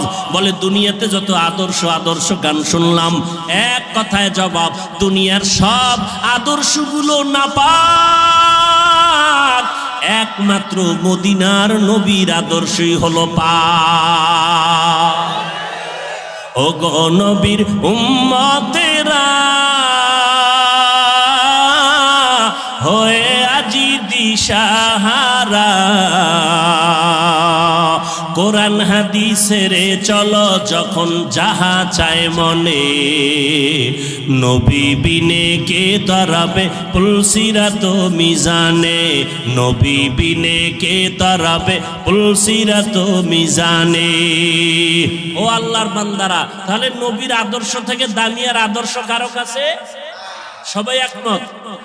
দ্বিতীয় প্রশ্ন, নবীজির আদর্শ যে রেখে গেলেন মানবে কারা? হিন্দু, ইহুদি, খ্রিস্টান? সবাই একটু জিহ্বা নাড়ায় আল্লাহ সাক্ষী, ফেরেশতারা লিখবে, বলো নবীর আদর্শ মানবে কারা? কোন দেশের মুসলমান? সারা দুনিয়ার। শুধু কুষ্টিয়ার মুসলমান বাদ? হ্যাঁ, তাহলে নবীর আদর্শ হিন্দু মানবে না, বৌদ্ধরা মানবে না, ইহুদিরা মানবে না, খ্রিস্টানেরা মানবে না, তুমি মুসলমান মানবা। কিন্তু কই নবীর আদর্শে দাড়ি লম্বা হয় না কেন? নবীর আদর্শে টুপি মাথায় উঠে না কেন? নবীর আদর্শ মতো 5 বেলার নামাজ পড়ো না কেন? এটা কি শুধু হুজুরেরা করবে? ও আল্লাহর বান্দা, যদি বলো হুজুর ও হাফিজ ভাই আমরা পারি না, আপনারা পারেন, এবার আমি বলবো রে বাবা, তোমার মতো যুবক জীবনে মাদ্রাসায় পড়ে নাই, স্কুল কলেজে লেখাপড়া করে, জেনারেল লাইনে চাকরি করে, ব্যবসা করে, সত্য কথাটা স্বীকার করো, তোমার মতো যুবক জীবনে মাদ্রাসায় পড়ে নাই, এমন যুবক স্কুল কলেজ ভার্সিটিতে পড়ে, 5 বেলার নামাজ পড়ে আছে না নাই? আর কি ওয়াজ করবো বলো? এবার তুমি তোমারে জিজ্ঞেস করো, তুমি কেন পারো না? ও কুষ্টিয়ার মুসলমান, তোমার মতো যুবক সন্তান র্যাব, আর্মি, পুলিশ, বিডিআরের চাকরি করে, 5 বেলার নামাজ পড়ে আছে না নাই? তুমি কেন পারবা না রে বাবা? তোমার মতো যুবক রাস্তায় গাড়ি চালায়, 5 বেলার নামাজ পড়ে, তুমি কেন পারবা না? বালিশে মাথা লাগায় একটু প্রশ্ন করো, তুমি কেন পারবা না রে বাবা? নদীর মধ্যে মাছ ধরে, নামাজ ছাড়ে না, তুমি কেন পারো না? তোমার আমার মতো কত যুবক তাকায় দেখো ময়দানে কৃষি কাজ করে, নামাজ পড়ে, তুমি কেন পারবা না? আসলে কি ওলামায়ে কেরামের কথা মিথ্যা মনে করছো? আল্লাহর কোরআন নবীর কথা কি মিথ্যা মনে করছো নাকি বাবা? আমাকে আবার একটু জবাব দাও, আমার আল্লাহর কোরআন সত্য নাকি মিথ্যা? কত পার্সেন্ট সত্য? সবাই বলো। এবার আমাকে বলো, আল্লাহর ওই কোরআনে জান্নাতের বয়ান আসেনি? সত্য। জাহান্নামের বয়ান আসেনি? এবার বলো বাবা, ওই আল্লাহর কোরআনে জান্নাত জাহান্নামের বয়ান আছে, শুধু এতটুকু না, কারা জান্নাতে যাবে কারা জাহান্নামে যাবে আল্লাহ তাও বয়ান করেছেন। ইন্নাল আবরারা লাফি নাঈম ওয়া ইন্নাল ফুজ্জারা লাফি জাহিম। নেক আমল যারা করবে তারা জান্নাতের পথিক, যারা গুনাহ করবে তারা জাহান্নামের পথিক। ও আল্লাহর বান্দারা, জাহান্নামটা কেমন ভয়ঙ্কর, জান্নাতটা কেমন আরামের ঘর আমার আল্লাহ তাও বয়ান করেছেন। জান্নাতিন তাজরি মিন তাহতিহাল আনহার, এমন একটা জান্নাত আল্লাহ জান্নাত নেক আমলওয়ালাকে দিবেন, যেই জান্নাতে ঢুকলে কোনোদিন যুবকরা বুড়া হবে না, কালো থাকবে না, যেই জান্নাতে কোনো বাথরুম নাই, যেই জান্নাতে কোনো রোদের গরম, অসহ্যকর গরম নাই, যেখানে কোনো বিদ্যুতের লোডশেডিং নাই, ওই জান্নাত এমন আরামের জায়গা যেখানে শান্তি আর শান্তি আর শান্তি। আবারও জবাব দাও, এই জান্নাত পাবে কারা? গুনাহগার না নেক আমলওয়ালা? তোমার আমল কোথায় রে বাবা? আর যারা গুনাহ নিয়ে কবরে যাবে তাদের জন্য জাহান্নাম আল্লাহ বানায় রাখছেন। কেমন জাহান্নাম? আল্লাহ তাআলা কোরআনে বয়ান করেছেন, আল্লাতী তাত্তালিউ আলাল আফইদা, দুনিয়ার আগুন থেকে 70 গুণ জাহান্নামের আগুনের গরম হবে বেশি। ওই জাহান্নামটা গুনাহগারের জন্য। ওই জাহান্নাম এত ভয়ঙ্কর, দুনিয়ার আগুন হাতে লাগলে হাত জ্বলে, পা জ্বলে না, পায়ে লাগলে পা জ্বলে, হাত জ্বলে না। আল্লাহ বলেন জাহান্নামের আগুন এত মারাত্মক ভয়ঙ্কর আগুন, শরীরের যে কোনো জায়গায় লাগা মাত্র কলিজা পর্যন্ত ভুনা হয়ে যাবে। ও যুবক, আজকে আমিও তো তোমার মতো একটা যুবক। আমি যদি তোমার মতো প্যান্ট শার্ট টাই লাগাইয়া দাড়ি কামাইয়া রাস্তায় ঘুরতাম, মাস্তানি করতাম, কেউ বাধা দিত না। টুপি মাথায় দিলে মাথা গরম হয়, তোমার থেকে কম বুঝি না, এরপরও কেন টুপি ফালাই না? দাড়ি রাখলে যৌবনের ভাব চলে যায়, এগুলো বুঝি, এরপরও কোনো দাড়ি কাটি না। ও যুবক, বেপরদায় চললে বড় যৌবনের ভাব মিটানো যায়, এরপরও কেন বেপরদায় চলি না? ও আল্লাহর বান্দারা, নামাজ পড়তে অনেক কষ্ট, শীতের দিন ফজরের সময় নামাজ পড়াবো আরো কষ্ট, এরপরও কেন নামাজ ছাড়ি না রে বাবা? এই লম্বা জামাটা পরলে শরীর গরম লাগে বুঝি, তারপরও কেন এই পোশাকটা ফালাই না? এর একমাত্র কারণ আল্লাহর কোরআন পড়লাম, নবীর কথা দেখলাম, একটাও কোনো মিথ্যা নাই। অনেক বেঈমানেরা পণ্ডিতেরা মিথ্যা প্রমাণ করার জন্য অপচেষ্টা করছে, আজও পর্যন্ত আমার মাওলার কথা একটা ভুল বের করতে পারে নাই, পারছে? বরং বহু বেঈমানেরা কালেমা পড়ে মুসলমান হয়ে গেল। ও যুবক বাবা, চিন্তা ভাবনা করিয়া কবরের দিকে যাও, একটু চিন্তা করো রে বাবা, আমার মাওলার কোরআন সত্য। আজকের বৈজ্ঞানিকরা বলে জমিন থেকে 9,30,00,000 মাইল উপরে হলো সূর্য। এই জমিনটা যত বড় তার থেকে 13 লক্ষ গুণ বড় সূর্য। এই সূর্যটা রাতের বেলা নাই, দিনের বেলা ছিল। এখনো কেন এত গরম লাগে, সহ্য করা যায় না। আল্লাহর কথা মিথ্যা না রে বাবা। নবী বলেন কিয়ামতের দিন মানুষ, নারী আর পুরুষ সব উলঙ্গ দাঁড়াবে হাসরের মাঠে। সূর্যটা নিচে নেমে আসবে, সূর্যের গরমে জমিনটা তামা হয়ে যাবে। আম্মা জান আয়েশা রাদিয়াল্লাহু তাআলা আনহা দেখেন নবী একদিন তার রুমে বৈশা কাঁদতেছেন, যে নবীর কোনো গুনাহ নাই, সেই নবী কান্না করেন। আম্মা জান বলেন, ইয়া রাসূলুল্লাহ, আমার ভয় লাগে কোনো বেয়াদবি করলাম কিনা, আপনি কেন কাঁদতেছেন? আমার নবী বলেন, আয়েশা, আপনি কোনো বেয়াদবি করেন নাই, কেন কাঁদেন হে নবী? মায়ার নবী বলেন, ও আয়েশা, হাসরের ময়দানের কথা মনে পড়ে গেছে আমার। কিয়ামতের দিন আমার গুনাহগারের উম্মতের কি হালাত হবে। কেন ইয়া রাসূলুল্লাহ? নবী বলেন, ও আয়েশা, কিয়ামতের ময়দানে নারী আর পুরুষ সব উলঙ্গ দাঁড়াবে। কিয়ামতের দিন সূর্যের গরমে মাথার মগজগুলো টাস টাস করে ফেটে যাবে, জমিনটা তামা হয়ে যাবে। অন্যদিকে জাহান্নামের আওয়াজ, আবার আমার মাওলাও রাগান্বিত আওয়াজ দিবেন, লিমানিল মুলকুল ইয়াউম লিল্লাহিল ওয়াহিদিল কাহ্হার। আমার আল্লাহ তো রাগান্বিত হবেন, হাসরের ময়দানটা থর থর করে কেঁপে উঠবে। হাসরের ময়দানে সবাই থাকবে উলঙ্গ, নারী আর পুরুষেরা। ও পর্দার আড়ালের মা বোনেরা, আল্লাহ আপনাদের এত মর্যাদা দান করেছেন। আপনারা নবীদের মায়ের মতো মা, আপনারা আলেমদের মায়ের মতো মা, আপনাদের এত সম্মান। আপনারা খাদিজা রাদিয়াল্লাহু তাআলা আনহার মতো নারী, আপনারা আয়েশা রাদিয়াল্লাহু তাআলা আনহার মতো দামি নারী, আপনারা ফাতেমা রাদিয়াল্লাহু তাআলা আনহার মতো দামি নারী, ঈসা নবীর মা মারিয়াম আলাইহাস সালামের মতো দামি নারী। আপনারা আল্লাহ পাক রব্বুল আলামিন এত সম্মান আপনাদের দান করলেন। ও পর্দার আড়ালের আম্মা জানেরা, এতক্ষণ আমি যুবকদের যত বয়ান শুনাইলাম ভালোর লাইনে, এই ভালোটা ততদিন পর্যন্ত হবে না যতদিন পর্যন্ত মা আপনি সন্তানকে ভালো লাইনে চালাইবেন না। কারণ সন্তান ভালো লাইনে যাওয়ার পেছনে অবদান হলো মায়ের, কারণ সন্তান মাকে বেশি ফলো করিয়া চলে। এই জন্যই নবীও বলেছেন, এ দুনিয়ায় সব থেকে নারী নেককারিনী যারা আদর্শবান নারী বড় দামি সম্পদ। এরে আম্মা জান, আপনার সন্তানটাকে আপনি ডাক্তার বানাবেন, বাধা নাই। ইঞ্জিনিয়ার বানাবেন, বাধা নাই। প্রফেসর বানাবেন, বাধা নাই। ও যুবক, তুমি স্কুলে পড়ো, কলেজে পড়ো, ভার্সিটিতে পড়ো, বাধা নাই। আমি এতক্ষণ তোমাদের এত চিল্লাইয়া বয়ান শুনাইলাম, একবারও আমি বলি নাই তোমরা হুজুর হইয়া মাদ্রাসায় যাও। না বাবা, তুমি চাকরি করো, বাধা নাই। ব্যবসা করো, বাধা নাই। তুমি স্কুলে পড়ো, বাধা নাই। তুমি চাকরি করো, তুমি ভার্সিটিতে বড় কোনো বাধা নাই। তবে নবীর আদর্শ মানিয়া অন্ধকার কবরের দিকে রওনা হও। ডাক্তারও যদি হও, মা বাবার দোয়া নিয়ে চলিও, 5 বেলার নামাজ পড়িও, কপাল খুলে যাবে। ইঞ্জিনিয়ার যদি হও, ভালো আদর্শ নিয়ে মানুষের সাথে আচরণ ভালো করিও, কোরআন তেলাওয়াত করো, 5 ওয়াক্ত নামাজ পড়িও, জীবনের চাকা ঘুরে যাবে। ও আল্লাহর বান্দারা, আম্মা জান আয়েশা বলেন, ও নবী, কিয়ামতের ময়দানে ভয়ঙ্কর হালাত কেমন হবে?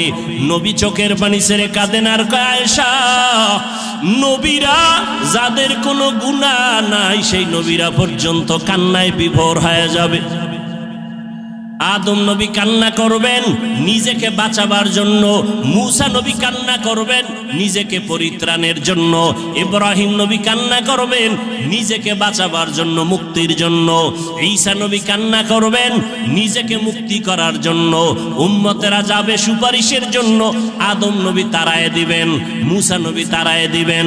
উম্মতের সুপারিশ করতে গিয়া ইব্রাহিম নবী বলবেন আমি পারবো না, নূহ আলাইহিস সালাম বলবেন আমি পারবো না। নবী বলেন ও আয়েশা জানো ওই কঠিন সময় উম্মতেরা এক একজন নবীর কাছে যাইয়া যখন দেখবে সুপারিশের কেউ নাই, উম্মতেরা পাগলের মতো করবে, সর্বশেষ ওরা আমি মুহাম্মদের কাছে দৌড়ানোর চেষ্টা করবে, আমাকে তালাশ করবে।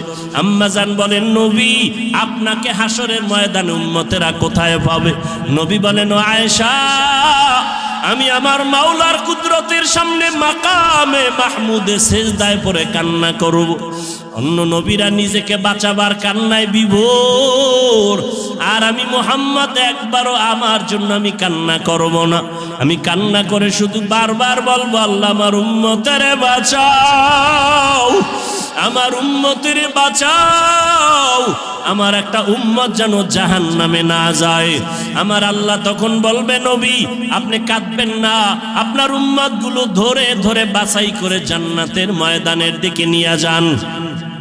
ও আয়েশা আমি তখন খুশি মনে আমার উম্মত গুলো ধরে ধরে জান্নাতের ময়দানের দিকে নেওয়া শুরু করব। আম্মা জান আয়েশা বলেন ইয়া রাসূলুল্লাহ কোটি কোটি কোটি মানুষের ভেতরে আপনার উম্মত গুলো চিনবেন কি করে?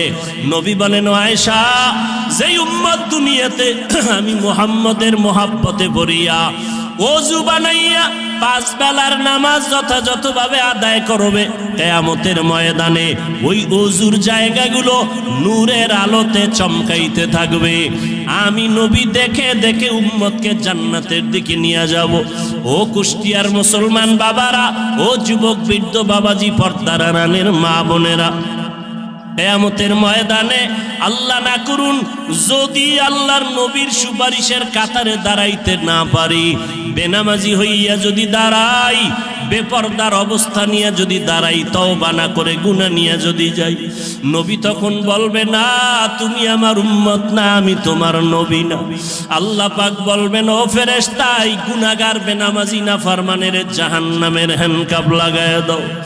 ও আল্লাহর বান্দারা সূর্যের গরম সইতে পারি না, গুনাহ নিয়ে কবরে গেলে হাসরের ময়দানে কেমনে জাহান্নামের আগুন সহ্য করব?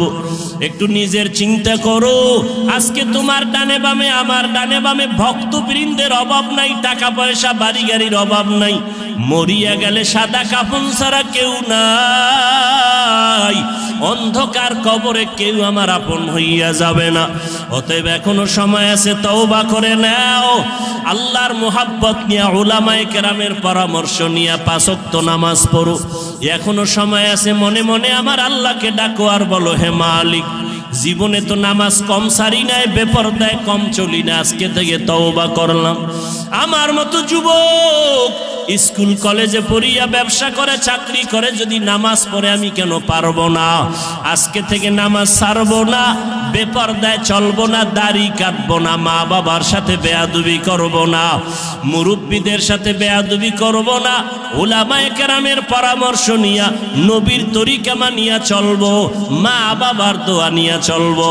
তওবা করার মতো যদি নিয়ত হয়, অন্তরে যদি কোনো নেফাকি আর দুর্বলতা না থাকে, খাঁটি তওবা করার নিয়ত যাদের অন্তরে আছে, দুটো হাত আমার আল্লাহকে দেখাইয়া দাও। আয় আল্লাহ আমাদের হাতগুলো কবুল করে নেন, তওবা কবুল করে নেন, তওবার উপরে মজবুত হইয়া নবীজির আদর্শ মানিয়া উলামায়ে কেরামের পরামর্শে চলার তৌফিক দান করেন, আমিন।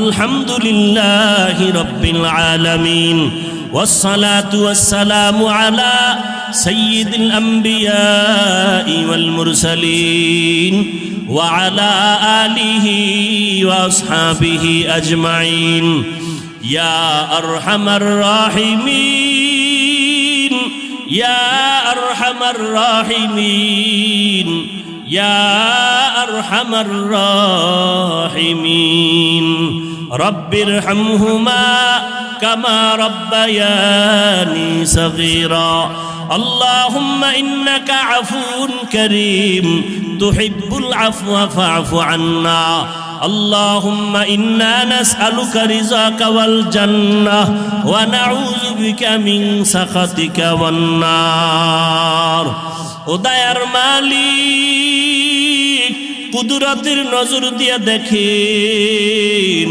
ওলামায়ে কেরাম মুরব্বি হাজী সাহেব কত ব্যবসায়ী চাকরিজীবী কত ছাত্র ভাই যুবক ভাই পর্দার আড়ালের মা বোনেরা হাত তুলেছেন আয় আল্লাহ আমরা সবাই গুনাহগার জাহান্নামের আসামি তওবার নিয়তে হাত তুলেছি জীবনে হাতের দ্বারা কত গুনাহ করেছি চোখের দ্বারা কত গুনাহ করলাম জবানে গুনাহ করলাম কত নামাজ ছাড়লাম বেপরদায় চললাম আজকে থেকে তওবা করলাম আর নামাজ ছাড়ব না রে আল্লাহ আয় আল্লাহর গুনাহ করব না আয় আল্লাহ মা বাবার সাথে বেয়াদবি করব না উলামায়ে কেরামের পরামর্শ নিয়ে নবীর তরিকা মেনে চলব রে আল্লাহ আমাদের তওবা কবুল করে নেন আয় আল্লাহ জীবনের সব গুনাহগুলো মাফ করে দেন আল্লাহ মাহফিল কবুল করে নেন আয়োজনকারী সহযোগিতাকারীদের কবুল করে নেন আয় আল্লাহ মেহেরবানি করে আমাদের সকলের তওবা কবুল করে নেন তওবার উপরে মজবুত হইয়া চলার মতো তৌফিক দান করেন আল্লাহ আয় আল্লাহ কুষ্টিয়ার জমিনের দিয়ে তাকায় দেখেন আপনার বান্দারা দীর্ঘ টাইম খোলা আকাশের নিচে বসে